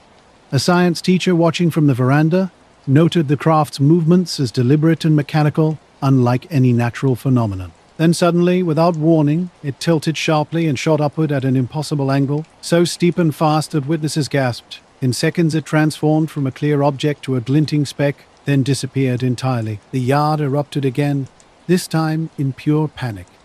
Some children cried, convinced they'd witnessed something dangerous. Others shouted excitedly, running between groups, comparing details. One boy insisted he'd seen windows on the dome. Another girl was certain she'd spotted smaller lights beneath the disc. Teachers gathered their pupils, ushering them toward classrooms while urgently whispering about what they'd just witnessed. By the afternoon, children were carrying home a remarkable story about a metallic disc hovering over their school playground before vanishing skyward at incredible speed. Their accounts were so precise that parents initially dismissed the tale, but quickly realized the children's descriptions matched almost word for word. Evening brought a shift in perspective. Parents who spoke with teachers learned that adults had also witnessed the event, transforming initial skepticism into growing unease. Within days, the local Rand Daily Mail printed a small article with a straightforward headline, "Strange object reported over Johanneston," confirming they and their students had observed an unusual craft. Amateur investigators soon descended on the school, systematically interviewing children and asking them to draw what they had seen. The gathered sketches revealed something extraordinary. Despite varying ages, children drew nearly identical images of a broad disc with a dome and faint underside glow. A researcher later noted the remarkable consistency, observing that even children too young to understand UFO concepts produced almost identical shapes. The South African UFO Bureau quietly logged the incident, though no official government statement emerged. Whispers suggested military intelligence might have its own file, a common practice in the 1970s when public discussion of unexplained aerial phenomena was discouraged. Some researchers hinted that radar operators at a nearby base had recorded unusual signals on the day of the sighting. Attempts to explain the event fell short. Skeptics proposed various theories: misidentified aircraft, weather balloons, mass hysteria, but none adequately explained the witnesses' accounts. The teacher's careful testimony, the consistent details across dozens of witnesses, and the object's reported behavior undermined these alternative explanations. This incident was not isolated. The 1970s in South Africa were marked by numerous strange aerial sightings. Pilots near Cape Town reported glowing discs pacing their planes. Farmers around Pretoria described metallic objects hovering over their fields. By 1974, residents outside Port Elizabeth would even claim physical traces from a close encounter, adding further intrigue to an already mysterious period. The Johannesburg schoolyard incident became part of a broader tapestry of unexplained sightings, with witnesses who carried the memory well into adulthood. Decades later, those who were children at the time still spoke of the day recess transformed into an encounter with the unknown. The silence, the object's shimmer, and its sudden disappearance into the sky remained etched in their collective memory. It wasn't a balloon. It wasn't a plane. We all saw it, one former pupil recalled as an adult. It changed how I thought about the world. Teachers, now long retired, privately admitted the incident continued to perplex them. They remembered the object's illogical movement and the shock in their students' eyes. While trying to reassure the children, they themselves had no explanation for what they had witnessed. Internationally, this case remained relatively obscure, later overshadowed by the famous 1994 Ruwa incident in Zimbabwe, where school children claimed direct contact with beings from a landed craft. Yet, the Johannesburg event was in many ways its precursor, sharing key elements. A schoolyard setting, broad daylight, a hovering disc, multiple witnesses, and adults' fundamental inability to explain the occurrence. The story passed into local lore, whispered among parents and retold by families still living in the area. It never reached mythical status precisely because of its numerous credible witnesses. Instead, it settled into memory as a shared experience, a moment when something extraordinary disrupted the ordinary lives of Johannesburg's children and teachers. Today, those children are grown, many with grandchildren of their own. Yet, when asked, they consistently describe the same sight: a metallic disc floating silently over their playground, a ring of light, a sudden, impossible acceleration. They remember how the world seemed to stop, how they realized the sky held mysteries far beyond their understanding. The Johannesburg schoolyard sighting remains unexplained. No experimental aircraft, meteorological anomaly, or light trick has ever matched the testimony. For the witnesses, it is not speculation but lived history, as vivid as any childhood memory. For researchers, it is not speculation but lived it in Cedra. For researchers Bess at Bionaire, it stands as a clear reminder that extraordinary events don't always occur in remote, dark locations, but sometimes in the most ordinary settings. A schoolyard full of children looking up at the sky. Not a calm June morning in 1947, Harold Dahl was out on his patrol boat with his son, their family dog, and 2 crewmen when something extraordinary happened. 6 metallic discs appeared overhead, moving in a tight formation. One of the discs faltered, tilting and dropping molten debris. Fragments hissed into the water, with some striking the boat. A piece burned Dahl's son, and another killed the dog. Dahl steered clear as the formation regrouped and slipped west into the haze. He kept a few shards from the deck, some light and brittle, others unusually heavy. Back on shore, he shared the story only with a small circle, his boss Fred Chrisman and 2 close friends. Dahl had no interest in making the incident public and hadn't even told his wife. By the following morning, something felt off. An unexpected phone call came to his home from an unrecognized man. The voice was polite but left no room for refusal, suggesting a breakfast meeting at a Tacoma diner and naming the place and time before Dahl could respond. When Dahl arrived at the diner, the man was already seated in a booth near the back, dressed in a black suit, crisp white shirt, and narrow black tie. With his hat neatly placed beside him, the man exuded an air of formality. As Dahl slid into the opposite booth, the man didn't offer a name or shake hands. Instead, he fixed Dahl with an unblinking gaze and began to speak. With a low, deliberate voice, the man recounted every detail of Dahl's experience. The number of craft, the wobbling disc, the spray of debris, his son's injury, and the dog's death. Every aspect was precisely accurate. Dahl sat in silence, wondering how this stranger could know such specifics. Leaning in slightly, the man suggested it would be better for Dahl and his family to forget what they had seen. There was no overt threat, no visible anger, but a weight behind the words suggested the outcome was already determined. Dahl noticed the man's pale, sharp features seemed oddly flat, as if he were accustomed to minimizing expression. The conversation lasted barely 15 minutes. When it concluded, the man stood, buttoned his jacket, and left without paying for his coffee. Through the diner's front window, Dahl watched him enter a black sedan parked at the curb. The car merged into the light morning traffic and disappeared. The meeting left an indelible impression on Dahl, a feeling that the encounter was far from ordinary. That night, Dahl barely slept. His mind kept returning to the moment when the man spoke about his son's injury. What struck him wasn't just the knowledge itself, but how casually it was delivered, as if such information were ordinary. In the days following the sighting, Dahl avoided discussing what he'd witnessed. When a local reporter approached him about rumors of strange discs over the sound, he brushed them off as a misunderstanding. Within a week, he publicly retracted his entire account. But the story had already spread beyond his control. Chrisman, still convinced something unusual had occurred, wrote to an Army Air Force contact, offering to show the debris. 2 intelligence officers, Captain William Davidson and Lieutenant Frank Brown, soon flew from California to investigate. They interviewed Dahl extensively, seeking precise details about times, positions, and object descriptions. During their examination, they noted something unusual. The boat's damage and debris samples had a slag-like texture unlike typical alloys. They also detected inconsistencies in Dahl's account, shifts in event sequences and uncertainty about distances. Whether these discrepancies stemmed from genuine confusion or Dahl's reluctance remained unclear. After completing their interviews, Davidson and Brown boarded their B-25 bomber to return to California, carrying the mysterious debris samples. Tragedy struck near Kelso, Washington. The plane caught fire and crashed, killing both men. The debris burned in the blaze. Military channels quickly spread news of the crash, presenting it as a tragic accident, with no mention of the officer's cargo. For Dahl, this only reinforced his decision to remain silent. He had been instructed to forget what he saw, and now 2 men were dead. Privately, he told a friend the diner meeting felt less like a conversation and more like being briefed into a situation he wanted no part of.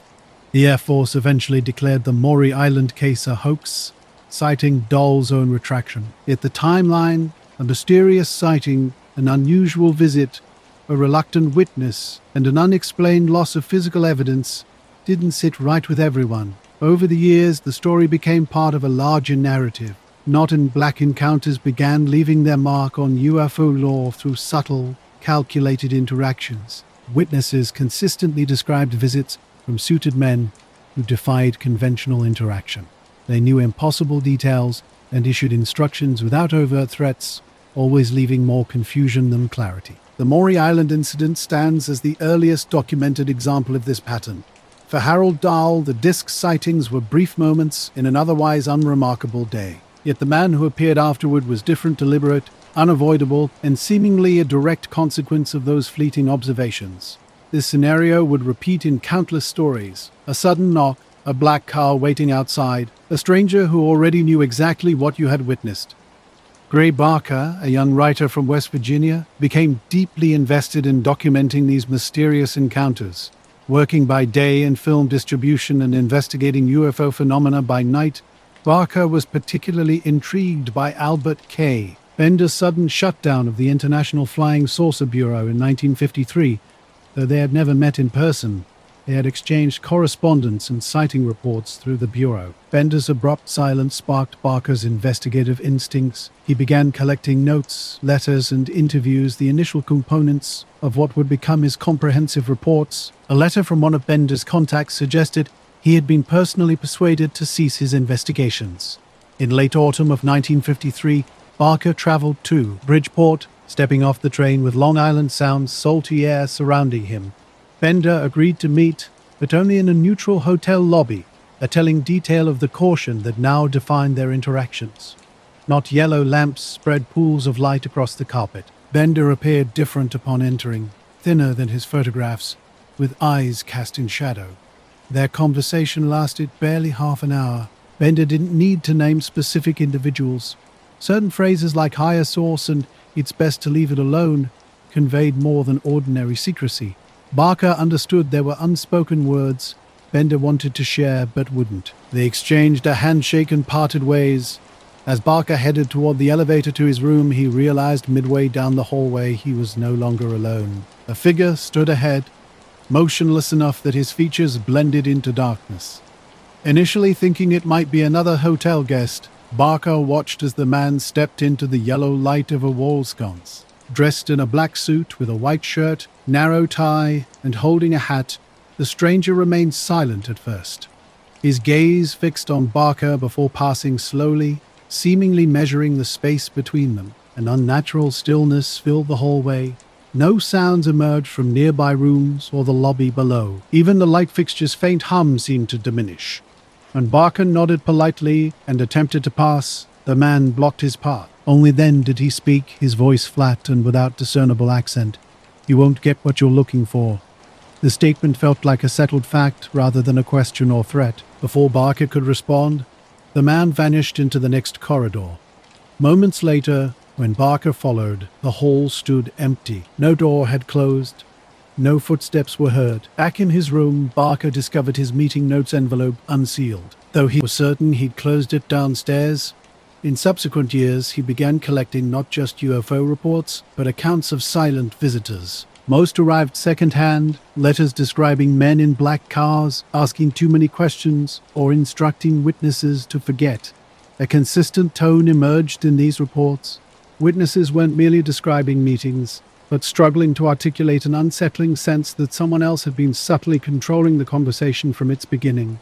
By the late 1950s, Barker had gained recognition in the UFO community for seeing deeper patterns beyond simple storytelling. When a 1961 report arrived with unusually specific details, he decided to investigate personally. The letter came from Paul Henderson, a part-time radio technician living near Parkersburg, West Virginia, who claimed significant encounters after reporting unusual observations. Not a low-level disc sighting caught the attention of a local newspaper, triggering a series of unsettling events. 2 men in black suits appeared at Henderson's home, demonstrating an unnerving level of detailed knowledge about his encounter. During their visit, they knew exactly when he'd gone outside, the direction he was facing, and that he'd taken a Polaroid photograph. Barker later contacted Henderson, who sounded nervous but agreed to meet if Barker came alone. The journey to Henderson's house wound through bare winter hills, trees rattling in the wind. Upon arrival, Barker found an empty yard with only an old sedan present. Inside, Henderson nervously fidgeted with his wristwatch while recounting the mysterious visit. The men had knocked just after sundown, entering without invitation. They never introduced themselves, briefly flashing a card with lettering Henderson couldn't read before tucking it away. Strangely, they didn't request a photograph. Instead, they cryptically told Henderson he wouldn't find it worth keeping, claiming it would fade into insignificance. When Barker asked to see the photo, Henderson retrieved an envelope and slid it across the table. The image was peculiarly washed out, not from age, but as if the exposure itself had been drained. A faint circular outline hovered over the tree line, with the rest of the photograph nearly white. An unnatural silence filled the room, with only the wall clock's tick breaking the stillness. Barker noticed a black sedan idling at the far edge of the drive, 2 figures sitting inside with faces turned toward the house. Henderson, now pale, whispered, "That's them." Without further discussion, Barker gathered his notes, thanked Henderson, and left. By the time he stepped outside, the car had vanished, leaving only wind moving through the trees. The next morning, Barker discovered the bottom drawer of his filing cabinet, where Henderson's original letter was kept, unlocked.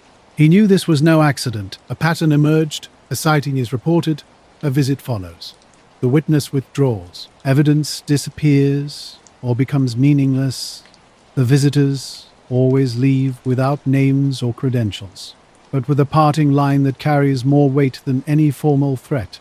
For Barker, these encounters, one in a hotel hallway, another on a back road in West Virginia, confirmed that Bender's experience was not unique. The same eerie stillness, the same sound compression, the same pale faces and flat voices appeared repeatedly, suggesting these mysterious visitors knew far too much about flying saucers.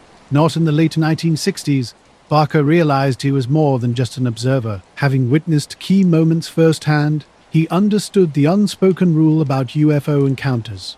Sightings are merely the beginning. On September 27, 1989, an ordinary evening in Voron, Soviet Union, became extraordinary. Parents chatted while children played football in the park, their laughter filling the air. Suddenly, everything changed. A bright red light rose above the tree line, catching everyone's attention. What started as a possible star or flare quickly transformed into something more significant. The light slowed, hovered, and grew stronger, spreading across the field. Conversation stopped mid-sentence, and the football lay forgotten. The stillness was more remarkable than the light itself. No sound disturbed the air, no engine, no wind. A luminous object larger than the surrounding apartment blocks hung silently in the evening sky, commanding attention through its mere presence. The craft's glow illuminated the ground, turning the park into a dramatic stage. Children's reactions varied. Some stepped back and held each other, while others stood frozen.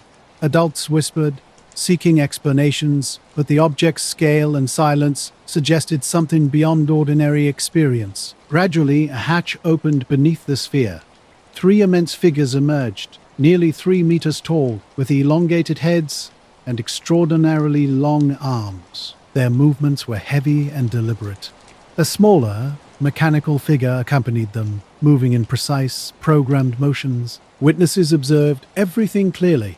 Some described the giants as gliding rather than walking. A child mentioned a faint whirring sound from the mechanical companion, though others claimed complete silence. This event documented by Barker and others, became part of a broader narrative about unexplained encounters. Critics challenged the account, while supporters saw it as evidence of deliberate attempts to keep the UFO question unresolved. All gathered were united by a sense of unease at witnessing something so foreign invading their familiar park landscape. A red beam suddenly shot out, striking a young boy. His body went rigid in an instant. Horrified parents watched as the child became completely immobilized, unable to cry or move. Though the paralysis lasted mere seconds, the moment was unforgettable. When the beam stopped, the boy staggered back, scared but physically unharmed. Quickly, another demonstration unfolded. An abandoned football on the grass was targeted by the same red beam. Before dozens of witnesses, the ball vanished and reappeared several meters away. Children gasped in shock. To them, it seemed like teleportation. For the adults present, this was clear evidence of technology far beyond human understanding. The beings remained only briefly. Without hurry, they turned back toward their spherical craft. The hatch reopened, allowing them and a smaller robot to enter. With eerie silence, the craft lifted, brightened, and shot upward, disappearing into the clouded sky. Their entire encounter spanned less than 15 minutes, yet for those who stood in the park that night, time felt distorted. Many recalled a strange sensation that the moment had been stretched beyond normal perception. Parents immediately contacted the police. Officers arrived to find children in tears, struggling to articulate their experience. Adults corroborated the children's accounts, adding their own observations. By flashlight, police methodically took statements from each child and parent. The testimony's consistency was remarkable. Nearly every witness described identical elements: a glowing craft, towering figures, a smaller machine, a red beam, and a vanishing football.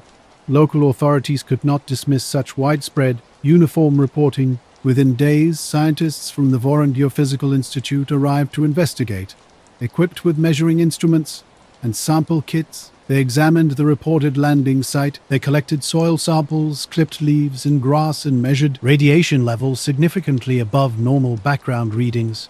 Certain ground areas appeared compressed, suggesting a substantial weight had briefly rested there. Some plants looked dried and brittle, damaged in a manner consistent with sudden heat or energy exposure.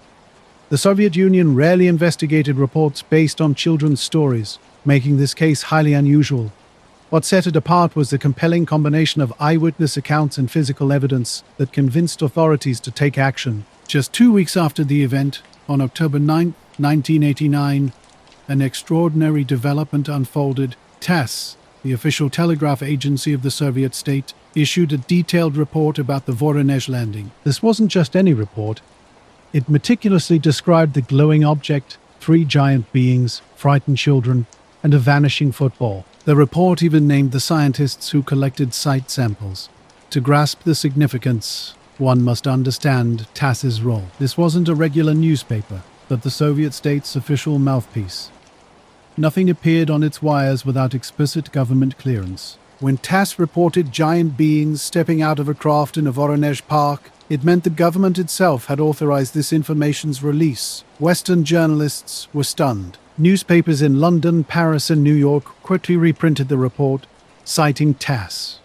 For decades, Western media had accused the USSR of secrecy. Now here was an official Soviet admission of an extraordinary event. Readers worldwide discussed a UFO case using the Soviet state's own words. Voronezh wasn't the same after these events. Children who witnessed the incident refused to play in the park. Parents reported their children waking at night from disturbing dreams. Teachers found students distracted, drawing luminous craft and tall figures instead of completing schoolwork. Some adults worried about potential ridicule, others feared more serious consequences like witness silencing. Yet, the accounts persisted. With TASS having spread the story, no amount of caution could erase it from public memory. Scientific findings remained partially obscured. Hints circulated about elevated radiation, compressed soil, and dehydrated plants. But detailed reports never reached the public. The initial openness of Glasnost quickly gave way to silence. By winter, Voronezh had disappeared from newspaper pages, and official channels moved on. The mystery endures. Why did the typically reputation-conscious Soviet government permit this story's emergence? Historians continue to speculate. The summer of 1947 was already laden with extraordinary aviation events that would reshape UFO history. Just weeks before, near Mount Rainier, Kenneth Arndt's report of flying saucers skipping across the sky had ignited the modern UFO era, quickly followed by the Roswell incident with its rumors of crashed discs and secret military recoveries. In this charged atmosphere, airline crews became hypervigilant about unusual sky phenomena. Against this backdrop, the Verneges incident emerged as a moment when multiple perspectives converged. Witnesses from different walks of life, children, parents, police, scientists, recalled an event too significant to be easily dismissed. Skeptics argued mass hysteria might explain the tale, suggesting distant lights had been transformed into a narrative of aliens and teleportation.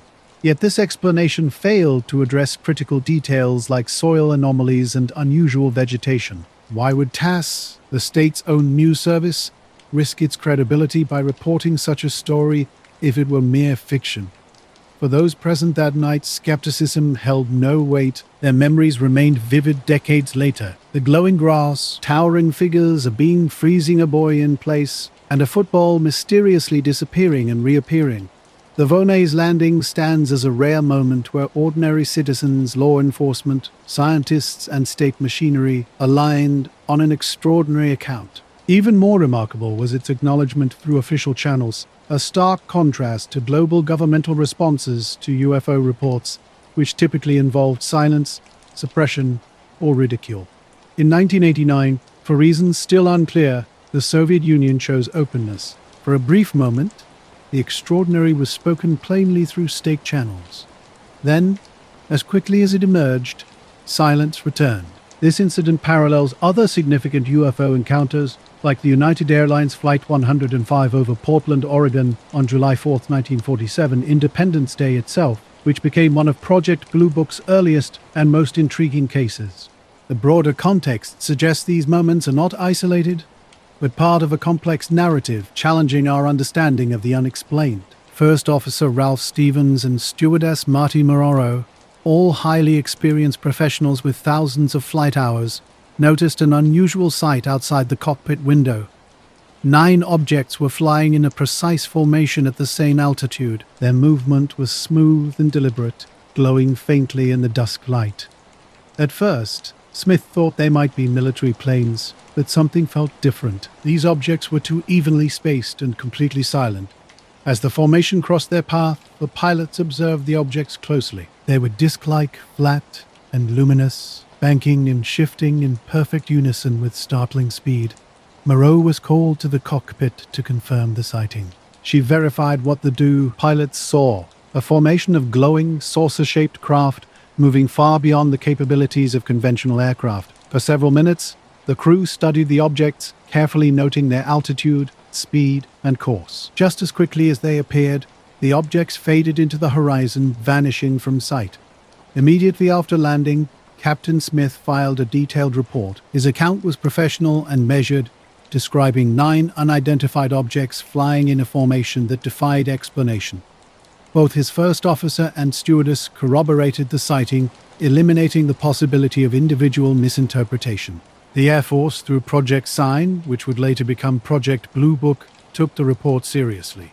Investigators interviewed Smith and his crew extensively. Their testimony was consistent and precise. These were not excitable amateurs, but seasoned airline professionals trained to identify aircraft, atmospheric conditions, and astronomical phenomena. Initially, the Air Force sought conventional explanations. They investigated whether the crew might have seen ground reflections or a military flight formation. However, no known aircraft groups could account for what the crew had witnessed. Known in the summer of 1947, a wave of unidentified flying object sightings swept across the United States, challenging existing understanding of aerial phenomena. Kenneth Arnold's flying saucer report near Mount Rainier had opened the floodgates, and within days dozens of similar accounts emerged nationwide. The Portland Airlines sighting stood out as a particularly compelling case. Pilots reported objects that defied conventional explanation. Their descriptions did not match standard aircraft silhouettes, and the unusual silence of these objects ruled out known engine-powered craft. Astronomical explanations also failed to provide clarity. Airline pilots were considered the epitome of reliable witnesses during this period of commercial aviation's early development. Their professional reputation hinged on accuracy and calm judgment, lending significant weight to their testimony. Captain Smith, the veteran airline pilot, remained steadfast about what he witnessed, rejecting explanations that attempted to reduce the sighting to meteors, birds, or mere illusions. Researchers later identified striking parallels between Arnold's report and the Portland sighting. Both involved multiple luminous disc-shaped objects flying in tight formation at extraordinary speeds, estimated over 1,000 miles per hour. Both occurred in the Pacific Northwest within days of each other, and both came from highly credible observers. For official investigative bodies like Project Sign and later Blue Book, these cases presented a significant challenge. They could not be easily dismissed as hoaxes or misidentifications. The United Airlines crew account added another layer of professional credibility that demanded serious consideration. The Air Force ultimately classified the Portland Airlines sighting as unidentified, an inconvenient conclusion so soon after Arnold's famous report. The sightings collectively painted a picture of structured craft of unknown origin, seen by multiple credible witnesses and moving in ways that defied conventional understanding. "We saw them," Captain Smith would insist. "They were real, and they were solid." His conviction echoed the experiences of other professional observers who believed they had witnessed something extraordinary traversing the skies over the United States. And on July 4, 1947, a remarkable event unfolded in the skies over Oregon that would become a pivotal moment in UFO history. A crew of airline professionals reported witnessing 9 disc-shaped objects crossing the sky, an encounter that would challenge conventional understanding and spark ongoing debate. Researchers who revisited the Portland sighting decades later found that traditional explanations fell short. Skeptics attempted to attribute the sighting to reflections from city lights or high-altitude aircraft, but these theories crumbled under careful examination.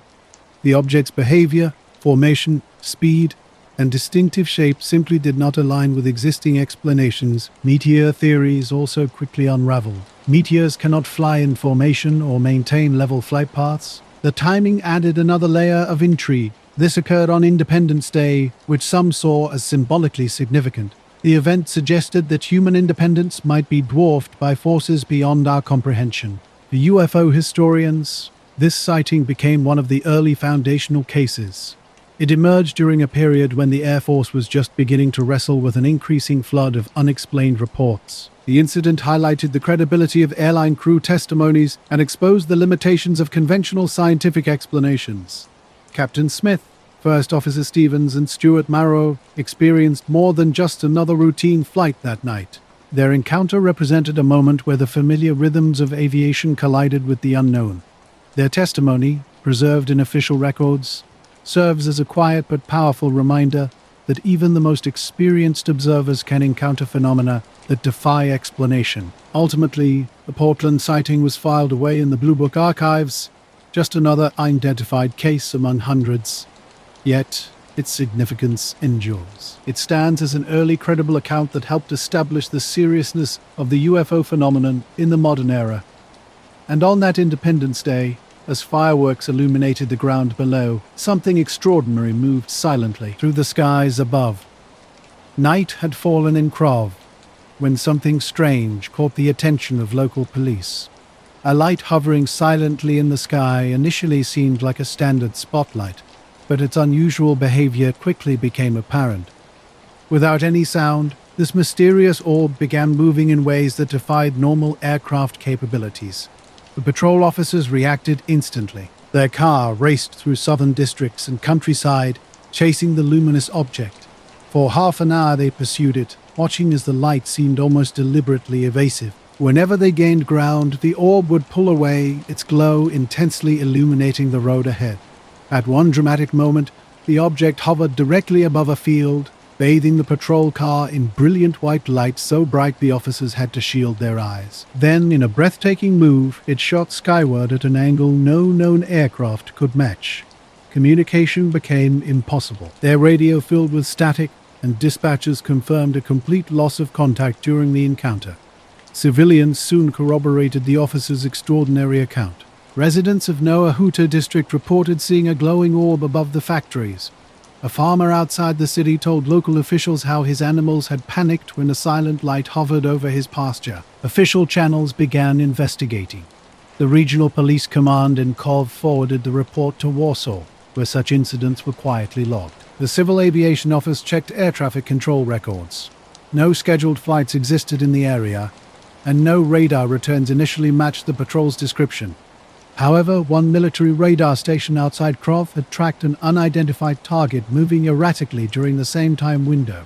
Polish air defense forces, responsible for monitoring Warsaw's skies, logged the event as an aerial anomaly. While interceptors were not scrambled, the incident was taken seriously.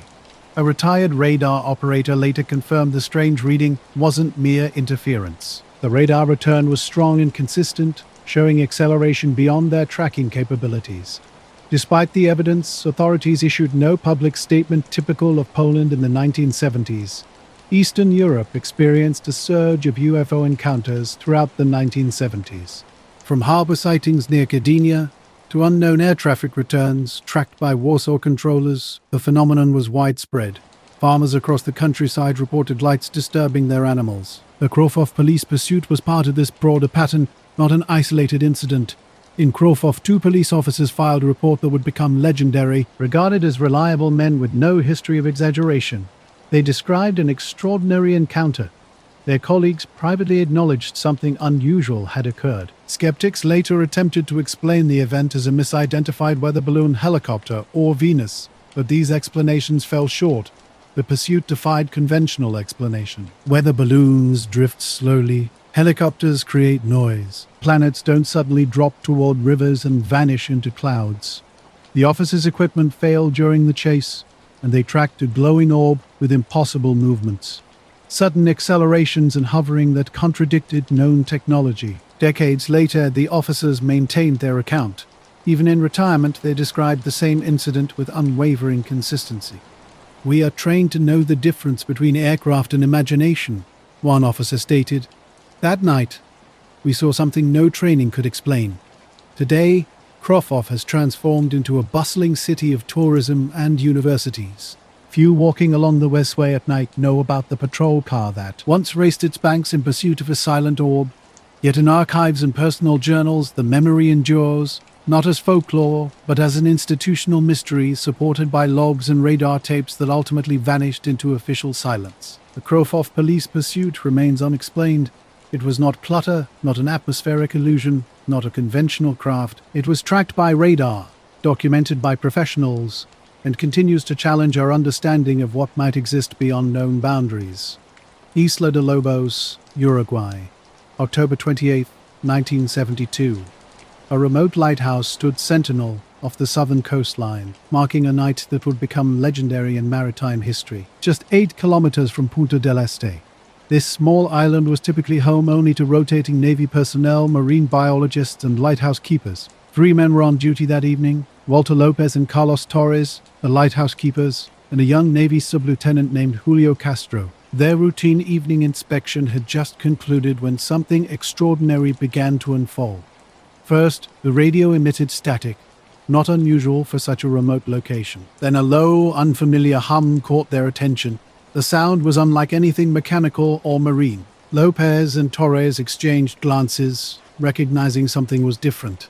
When they stepped outside, an unnatural silence enveloped them. The ocean's rhythmic waves had stopped abruptly, and even the typically restless seabirds were nowhere to be seen. From the eastern cliffs, a pale dome of light rose from the sea. Hovering approximately 200 meters above the water, the object was massive, about 30 meters in diameter. Perfectly round with a dome on top, it emitted a soft bluish-white light that produced no heat and made no sound. Castro, trained in naval observation, instinctively grabbed his binoculars. The object appeared metallic almost, mirror-like, with no discernible seams or markings, A tube of white light descended from it, systematically scanning the ocean's surface in circular sweeps. At 0030, Torres radioed the Uruguayan Navy Command in Punta del Este. His transmission was calm but precise, documenting an encounter that would later be chased and investigated by officers, with duty logs bearing silent testimony to an event beyond human comprehension. 3 lighthouse workers at Isla Diabos reported an extraordinary encounter with an unidentified aerial phenomenon. One of them, Lopez, described a beam of light sweeping across water and something moving rapidly beneath the surface.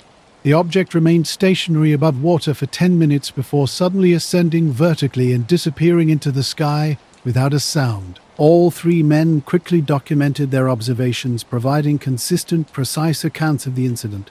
Commander Luis Galeano arrived later that morning to investigate. He conducted a thorough examination of the surrounding cliffs and took radiation readings, which were slightly elevated but not dangerous. No physical evidence of mechanical activity or debris was found. What made this case unusual was the Uruguayan Navy's public acknowledgement. They issued an official statement confirming the observation by qualified personnel and opening an investigation. This rare transparency created significant media interest across South America. Newspapers like Manana and El País ran front-page stories. Radio hosts interviewed retired Navy officials who hinted at similar, previously undisclosed incidents. It was an unprecedented moment of openness for a Latin American military organization. A week later, the story took another intriguing turn. A separate Navy vessel patrolling the same waters reported unusual sonar activity. Lieutenant Manuel Orurubey described tracking a large, fast-moving underwater object resembling a torpedo which suddenly vanished without a trace. The lighthouse log, co-signed by all witnesses, contained precise timestamps and descriptions. Each account matched exactly in shape, behavior, and speed. Castro, in particular, was noted for his militarily precise reporting. None of the men wavered during subsequent questioning. None months after the initial sonar report was quietly added to the Isla Diabos file, independent researchers from Brazil and Argentina investigated the site. They used thermal imaging and electromagnetic sensors to detect residual anomalies near the eastern cliff. The ground showed unusual compression and magnetization with no buried man-made structures found. Years later, a leaked testimony from a former Navy officer revealed an intriguing detail. A radio technician stationed offshore had reportedly picked up high-frequency bursts resembling coded pulses, though no official logs confirmed this. The Uruguayan Air Force subsequently received similar reports from fishing vessels near Aladores. These accounts included sightings of glowing spheres entering and exiting the sea, along with strange radar pings that showed no visible aircraft. No formal government investigation followed the initial inquiry. No explanations were offered, and no weather balloons or experimental aircraft were sighted. The file was closed without resolution. Skeptics suggested the sighting might be a misidentified aircraft or a natural phenomenon like ball lightning. However, experts argued that the object's characteristics, its size, hovering ability, and rapid acceleration were inconsistent with any known technology or meteorological event, especially given the trained military personnel who witnessed it. To this day, the Ela de Lobo sighting remains one of the most credible and officially acknowledged UFO encounters. In South America, the Navy's transparency, the consistency of witness reports, and the surrounding physical data have made it a reference case for UFO researchers and military historians. What makes this case remarkable is its quiet persistence. Unlike other famous UFO incidents, it was never sensationalized. It simply exists in the official record unchallenged, uncorrected, and unexplained. Even now, lighthouse keepers at Ela de Lobos occasionally glance toward the sea, wondering if the mysterious light will return. Somewhere deep within a locked cabinet in the Uruguayan Navy archives, a manila folder sits marked "No Identificator" with the date the 28th of October 1972. It represents a record of one quiet night on a quiet island when something not of this world came close and left nothing but questions in its wake. Charleston Nuclear Lights, 1974, South Carolina. Night was falling in Goose Creek, a quiet town settled among pine forests. Most families were preparing to wind down for the evening when something extraordinary disrupted the calm. At around 9 p.m., a local school teacher went outside to put away her bicycle and noticed something unusual in the sky. Two glowing discs hung motionless above the tree line, bright, steady, and completely silent. They seemed suspended by invisible wires, defying normal explanation. The teacher called her neighbor, who also witnessed the strange sight. Soon, phones at the Berkeley County Sheriff's Office began ringing constantly. Dozens of residents described the same phenomenon: luminous orbs drifting above the town, moving purposefully toward the Savannah River nuclear plant. The sheriff's dispatcher could hear the genuine concern in their voices. These weren't random reports from children or pranksters, but consistent accounts from credible community members, families, truck drivers, and teachers. At 9:12 p.m., the first patrol car was dispatched. Deputies Robert Summers and his partner raced toward the area with the most reports. As they reached the town's edge, they too saw the unexplained lights. In his official report, Summers described them as luminous objects, no strobes, no navigation lights, no sound, hovering directly above Savannah River Plant sector. The deputies pulled over, watching in astonishment. These weren't typical helicopters. The lights moved with impossible precision, darting laterally, then stopping abruptly as if under intelligent control. When Summers attempted to radio headquarters, his transmission dissolved into static, especially when the objects moved closest. Highway 52 traffic slowed as drivers stopped to watch. Truckers reported seeing bright objects from their cabs, comparing them to welding arcs, moving silently and seemingly scanning the ground. Residents on Goose Creek's outskirts stood in their yards, pointing toward the faintly glowing nuclear facility. One consistent detail emerged from every account. These lights were not drifting randomly. They appeared controlled, deliberate, moving in ways that defied conventional explanation. The school teacher who first spotted them would later describe their movement as something almost calculated and precise. 9 of the UFO sightings in Goose Creek unfolded with escalating tension. Civilians and law enforcement alike reported strange aerial phenomena that defied conventional explanation. Multiple sheriff's units arrived on scene by 9:30 p.m., quickly recognizing the potential significance of the location near the Savannah River plant. Families described their pets in states of extreme agitation. Dogs barked frantically, and livestock paced nervously in fields. A local farmer told deputies his cows had bolted from their pasture when the lights hovered overhead. These consistent accounts aligned with what law enforcement was directly observing. Deputies ruled out standard explanations. Helicopters couldn't hover silently at such altitudes or accelerate with the sudden bursts of speed they were witnessing. Flares burned out quickly and drifted downward, but these objects did not. Charleston Air Force Base confirmed no aircraft were in the area. One deputy's encounter stood out dramatically. When he fired a flashlight beam toward the objects, one disc shifted slightly, as if responding. He later admitted feeling a chill, suddenly convinced the lights were aware of their presence. Behind the scenes, the incident reached critical government agencies. The Atomic Energy Commission, which oversaw the Savannah River plant, treated any potential aerial intrusion as a matter of national security. Though no public statement was made, researchers later discovered the AEC had been quietly informed.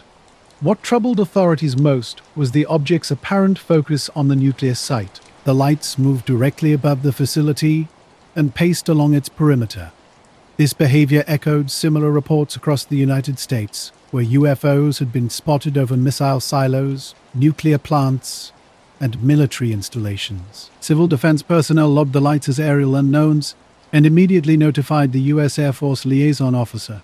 Even though Project Blue Book had officially closed in 1969, the Air Force maintained specific procedures for UFO reports near sensitive sites. Nuclear facilities were considered top priority, and the Goose Creek reports fit that category precisely. In the weeks that followed, skeptics attempted to explain the sightings, suggesting deputies and residents had misidentified aircraft landing lights or other conventional phenomena, but the detailed, consistent accounts challenged such simple dismissals.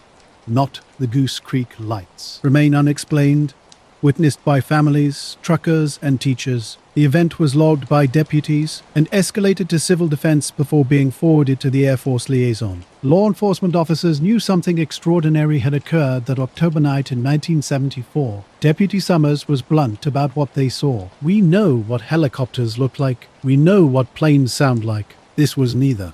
It was something else, and it was directly above the plant. Within the local community, the story became legendary. Families remembered watching glowing discs from their yards. Truckers discussed the night on CB radios for years. Deputies shared the tale quietly, understanding the potential ridicule. The sheriff's office duty log preserved the event in plain handwriting. Deputies witnessed luminous objects over Savannah River plant.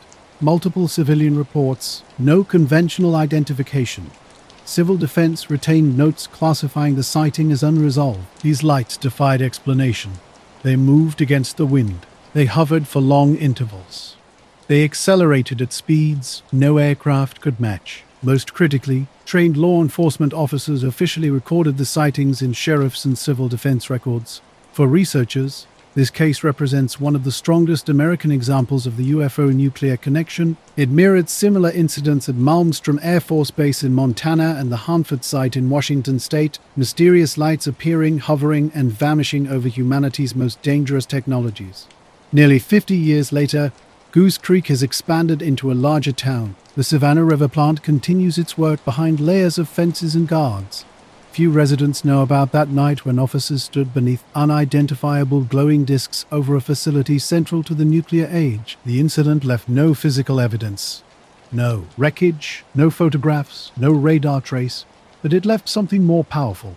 Testimony, sworn statements from deputies, logs in sheriff's offices, calls to civil defense.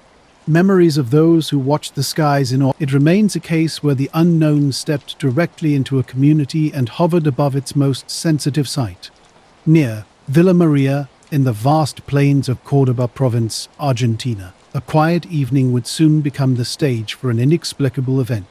The landscape, typically serene with scattered farms and endless dirt roads, was about to witness something extraordinary. Several farmers first noticed strange lights moving over their fields, unlike anything they'd seen before. Initially mistaking them for military exercises, they soon realized these weren't standard flares or aircraft. The lights moved erratically, white spheres with a faint bluish tinge, weaving across the horizon before descending toward the ground.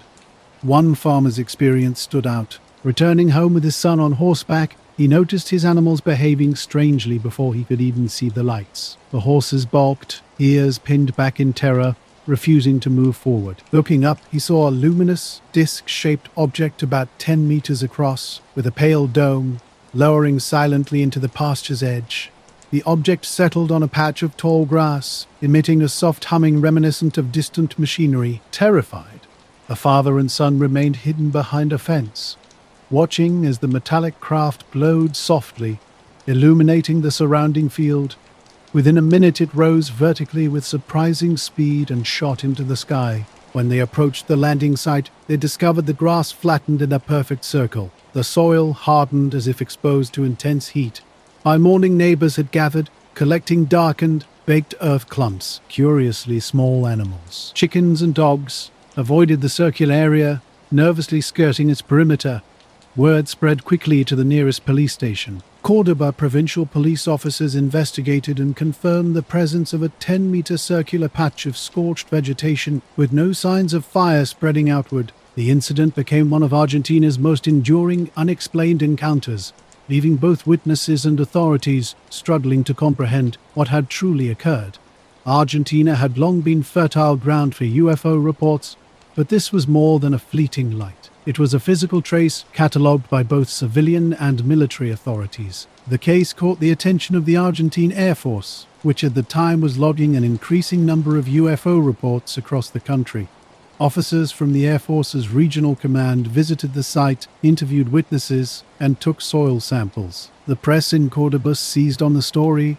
Articles in La Voz del Interior and Los Principios described unidentified luminous objects and mysterious landings in the province. The newspapers quoted both farmers and police, giving the case unusual legitimacy.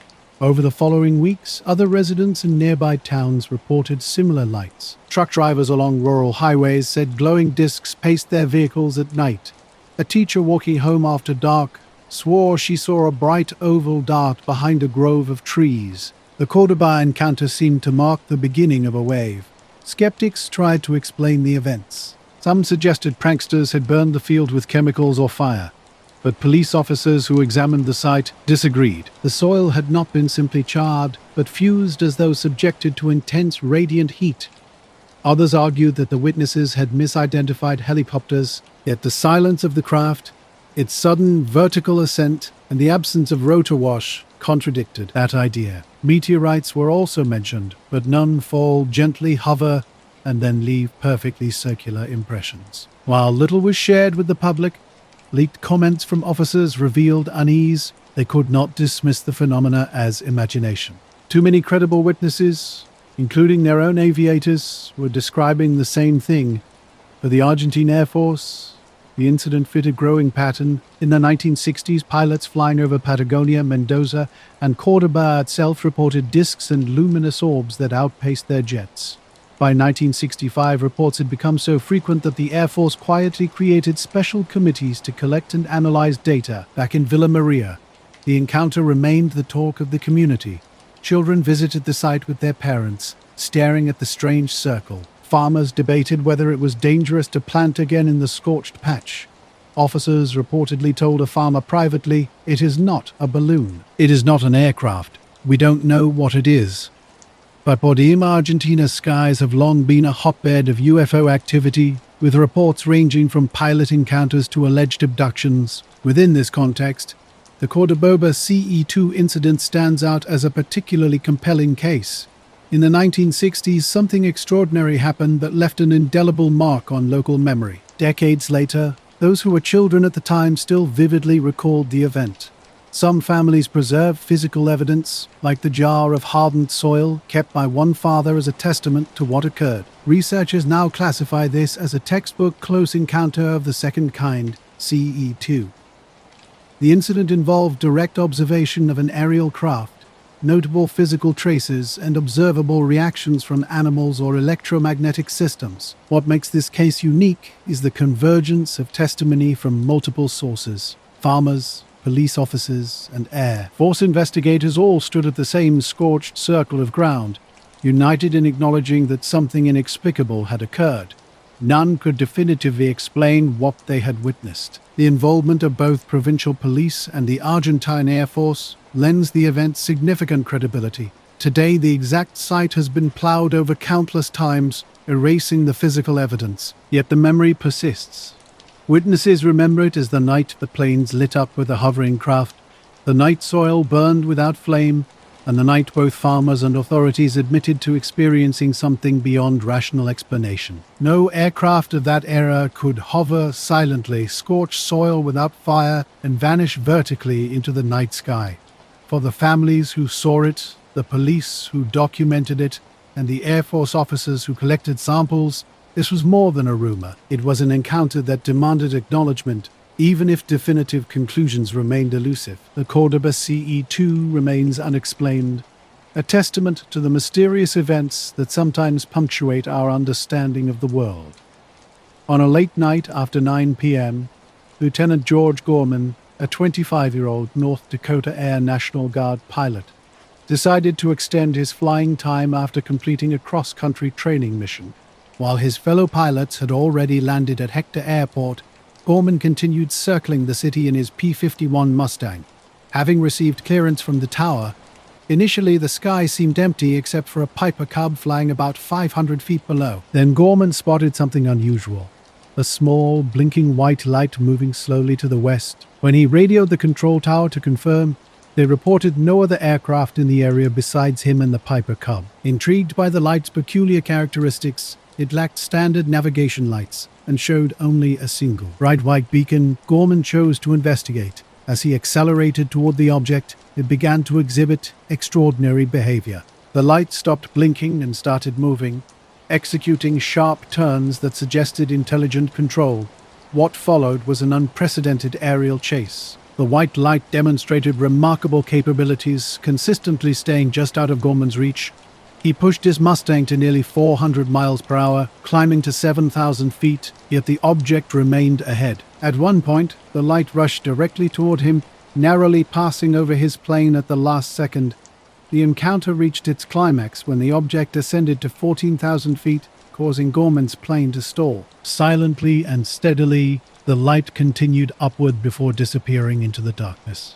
The entire extraordinary interaction lasted 27 minutes. Gorman was emphatic about the object's capabilities. He described movements that far exceeded anything he had experienced, even during combat. The light seemed to anticipate his maneuvers, turning sharper and climbing faster than any known aircraft. His account was corroborated by air traffic controllers at Fargo and the Piper Cub's pilot and passenger, who had landed and watched the spectacle from the tower. All witnesses confirmed observing the light's independent and precise movements. When Gorman finally landed, he was visibly shaken and reported feeling disoriented, having just experienced one of the most unusual encounters in aviation history. Days later, the United States Air Force dispatched investigators from Project S, the first official military program dedicated to studying unidentified flying objects. Interviews became the initial step. Gorman, air traffic controllers, and the Piper Cub pilot were all questioned separately, their accounts remarkably aligned. Investigators then turned their attention to Gorman's P-51, using a Geiger counter to detect radiation levels. Slightly higher than normal readings emerged, raising intrigue despite being ultimately inconclusive. Project Sign began methodically eliminating potential explanations. Weather balloons? None were released that night. Misidentified aircraft? No other planes had been cleared to fly in the area. Celestial bodies? Jupiter was visible but not in Gorman's described direction. The investigators found themselves increasingly puzzled. The Air Force eventually published a report suggesting Gorman might have encountered a lighted weather balloon, becoming disoriented during the chase. They proposed the maneuvers were illusions stemming from perspective shifts and high-speed flight. Gorman flatly rejected this explanation. In a formal statement, he asserted, "I am convinced there was thought behind its maneuvers. I was not hallucinating. I was not a balloon. The object was under intelligent control." He detailed how the object responded to his actions, dodging and climbing faster than his aircraft could manage, executing turns no known object could perform. The object's behavior defied explanation, structureless without wings or fuselage, silent and unwaveringly stable. Its perfect glow, controlled acceleration, and deliberate motion never faltered. While the case remained technically open, it was quietly deprioritized in subsequent months. Project Sign, later evolving into Project Grudge, and eventually Project Blue Book, continued documenting the incident. Official statements persistently leaned toward conventional explanations, despite lacking definitive evidence. Yet within military and aviation circles, the Gorman dogfight achieved legendary status. Here was a highly trained, respected pilot with combat experience flying a top-tier fighter aircraft. No civilian fantasist, but a professional who chased the object with full engagement, describing it with remarkable detail and precision. And crucially, he was not alone in his experience. 9 over Fargo in 1948, something extraordinary happened that would become a benchmark in UFO history. A skilled pilot named Gorman encountered an object so advanced that it defied all known technological capabilities of the time. During a dogfight that pushed Gorman to his limits, the glowing orb performed with surgical precision, climbing, turning, and accelerating in ways that seemed impossible. It moved silently, without exhaust, leaving Gorman completely outmaneuvered despite his aircraft's high-performance abilities. Years later, Gorman remained steadfast about what he witnessed. He never sought publicity or wrote a book, simply maintaining that he had encountered something inexplicable. Multiple witnesses corroborated his account, yet the U.S. Air Force never reopened the investigation. While the official explanation of a weather balloon persisted, those who studied the incident closely were never convinced. There was no debris, no equipment malfunction, and no possibility of mistaken identity. The object had appeared, engaged with Gorman's fighter plane, and then vanished into the sky.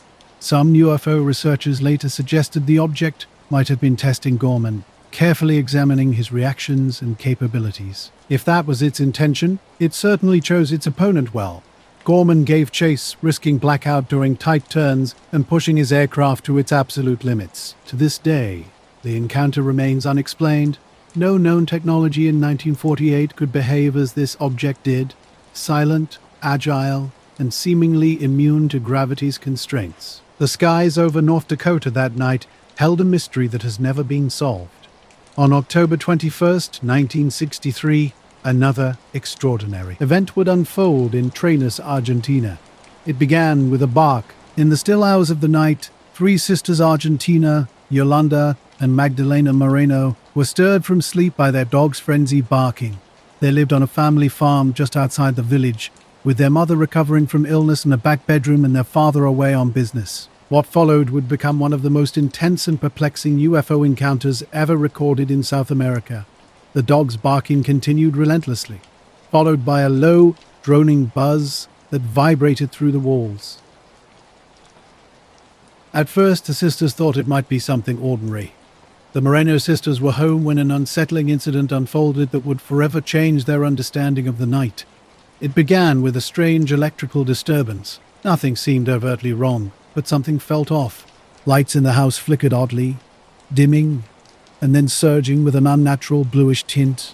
Argentina Moreno, the eldest, decided to investigate what was happening outside. From the field near the railway tracks behind their home, she spotted something extraordinary. 5 intense, white, glowing orbs arranged in a perfectly straight line, hovering just above the ground and emitting thick clouds of smoke. Beams of light swept mechanically across the field. Calling her sisters, they watched in stunned silence. The family dog cowered, tail tucked between its legs, sensing something was terribly wrong. One of the lights suddenly projected a narrow beam directly toward their house. When this beam touched the metal garden gate latch, it glowed red-hot, the paint blistering and peeling. Another beam struck the ground nearby, causing a thin layer of steam to rise. Terrified, they retreated inside and barricaded the door. Their weak mother was confused and frightened. Despite closed curtains, a faint blue light permeated the entire house. An omnipresent humming sound penetrated the walls. The radio inexplicably turned on, became fuzzy, and then died. The phone remained unresponsive. A strange prickling heat spread across their skin. Yolanda became nauseous near the kitchen window. The normally protective dog trembled beneath a bed. For over an hour they huddled together, unsure whether to flee or stay. Then, as suddenly as it began, the humming stopped. The blue glow faded. When Argentina cautiously peeked through the curtains, everything had vanished. At sunrise, they ventured outside. The air smelled of ozone. Scorched earth marked where the beams had touched. Plants had wilted overnight.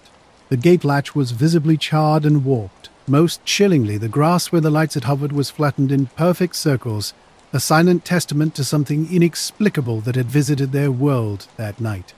The Moreno sisters' UFO encounter in Trenes quickly became a topic of widespread discussion. Neighbors flocked to see the scorched earth and damaged vegetation, prompting local police to document the scene. Journalists from La Gazzetta, a respected national newspaper, arrived to interview witnesses and capture photographs. Journalist Oscar Galindez would later publish a series of detailed articles, ultimately describing the event as one of Argentina's most credible UFO encounters. Within days, multiple experts, including engineers and military consultants, thoroughly examined the site. Their investigation revealed traces of extreme heat without any signs of fire or chemical residue. The soil showed unusual alterations not consistent with natural burns, and no known aircraft or agricultural equipment could explain the heat's intensity or pattern. The surrounding environment bore strange marks of the encounter. Months after the incident, the environmental impact became increasingly apparent. Crops near the landing site failed to bloom, and newly planted grass grew in an unnatural pale yellow. Nearby tree leaves developed blackened tips, as if seared by an invisible flame. The sisters themselves experienced lingering health effects. Yolanda suffered intermittent nausea and headaches, while Magdalena developed unexplainable skin rashes. Their mother's condition temporarily worsened, and their once energetic dog became permanently lethargic. Despite the trauma, the sisters remained remarkably consistent. When interviewed separately, they provided nearly identical descriptions of the light formation, beams, smell, smoke, and overwhelming heat. Polygraph tests, weeks later, supported their credibility. La Gazzetta published photographs of ground markings and discolored vegetation which circulated among UFO researchers worldwide. The Trenes incident quickly gained reputation as a high-strangeness event characterized by physical evidence, medical effects, and multiple consistent witnesses, skeptics offered alternative explanations. Some suggested agricultural spraying caused the crop damage, while others blamed electrical transformers or atmospheric phenomena. However, none could satisfactorily explain the melted latch, bean-like burns, or apparent electromagnetic interference. No unusual events like thunderstorms or power surges had been documented that night.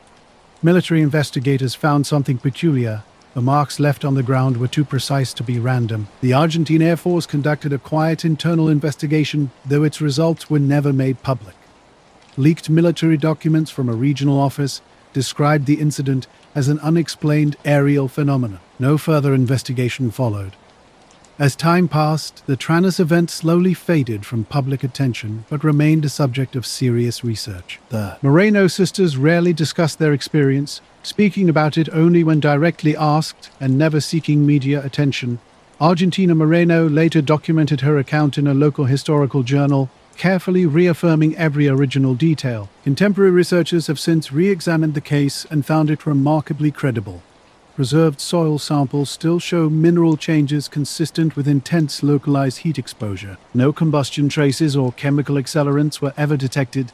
Attempts to recreate the effects using known industrial equipment have consistently failed to reproduce the exact soil anomalies. The mysterious beams remain particularly intriguing. Several witnesses reported seeing light beams elsewhere in northern Argentina that same night, though none were as close or dramatic as the Moreno family's encounter. Some researchers suggest the objects might have been conducting a systematic survey, with the Moreno home simply falling within their path.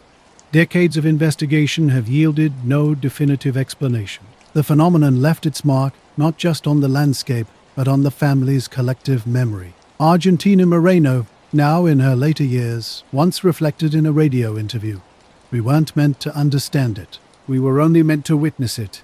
The Tranus incident resists conventional explanations like swamp gas or hallucination. It's a story where silence spoke more loudly than any mechanical sound, where invisible forces etched themselves not just into the earth, but into the memories of those who watched them descend from the night sky. The incident remains an enduring mystery, challenging our understanding of what might exist beyond our immediate perception. Darkness blanketed the sky as the aircraft cruised towards Tenerife. This was supposed to be just another routine flight, with two seasoned pilots leading a sad journey they'd made countless times before. Around 12:30 a.m., while descending through 12,000 feet, something unusual caught the first officer's attention. A light appeared, not like typical navigation beacons. It was intensely steady, different from anything he'd seen during previous flights. The captain leaned forward, sharing the same unsettling feeling. A quick radio check with Tenerife Control confirmed no other aircraft in their sector, yet the mysterious light continued approaching. What happened next would become one of Spain's most compelling UFO incidents. The object was extraordinary, vast and unlike any aircraft the pilots had encountered.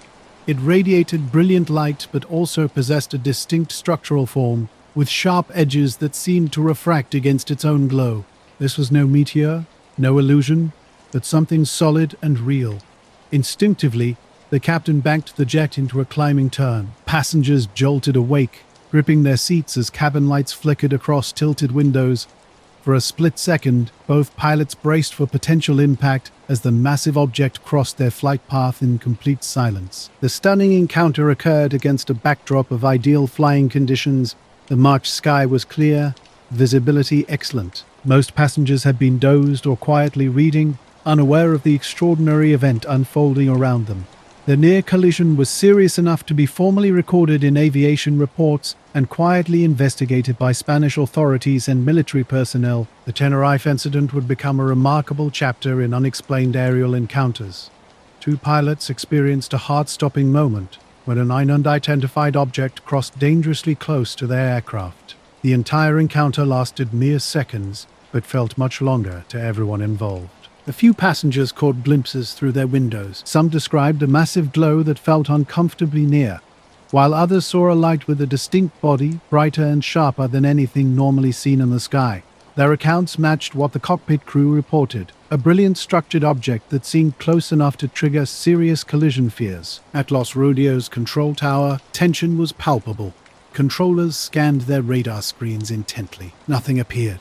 The skies above Tenerife were clear, with no trace of any object. Technicians meticulously rechecked frequencies, equipment, and logs. Finding no explanation, the simultaneous testimony of two experienced pilots couldn't be dismissed. Every detail was carefully documented.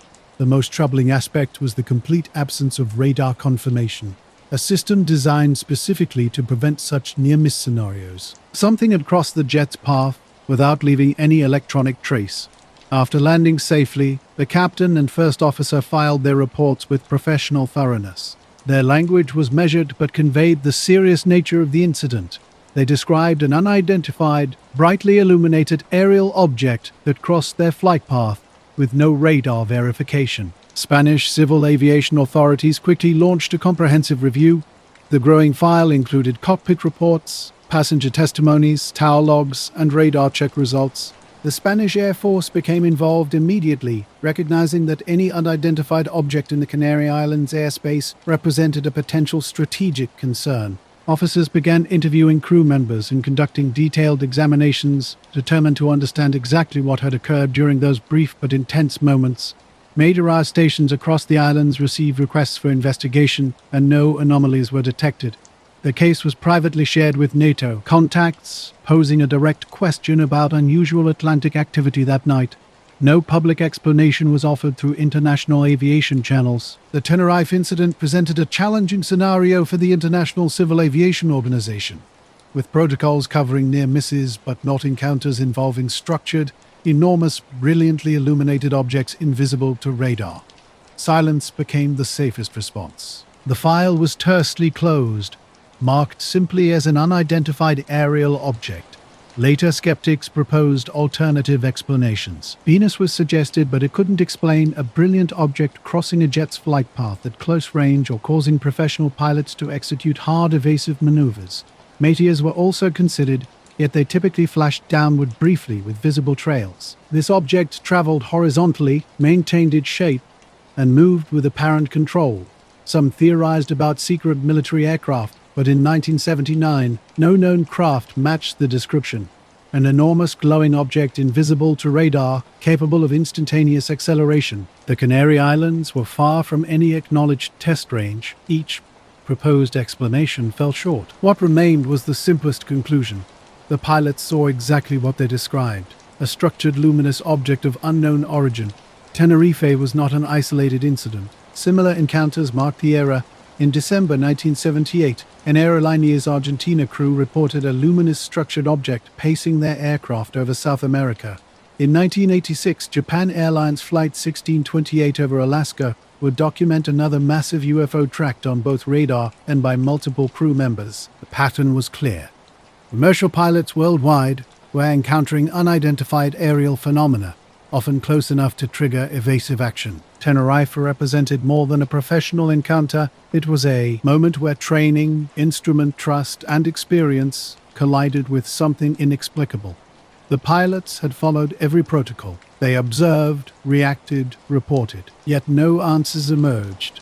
For passengers, it remained a brush with potential catastrophe. The sudden banking turn, the blinding light, the fear of imminent impact, these were memories etched deeply, lasting long after the aircraft landed.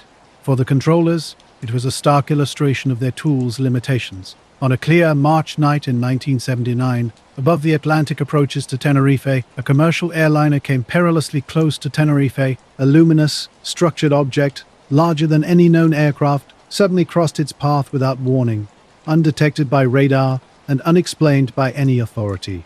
The pilots documented their encounter. Passengers remembered their terror. Radar had shown nothing, yet something immense had definitely been present. For the Spanish Air Force, this became just another classified file, forwarded, archived, and ultimately left unexplained. The Air Force made its notes and then fell silent. The Tenerife near collision remains one of aviation's most chilling UFO incidents. It stands as a powerful reminder that our skies, even within controlled airspace, harbor mysteries vast enough to challenge the systems we rely on for safety. From mysterious aerial encounters to hidden governmental files, the unknown continues to provoke questions and challenge our understanding.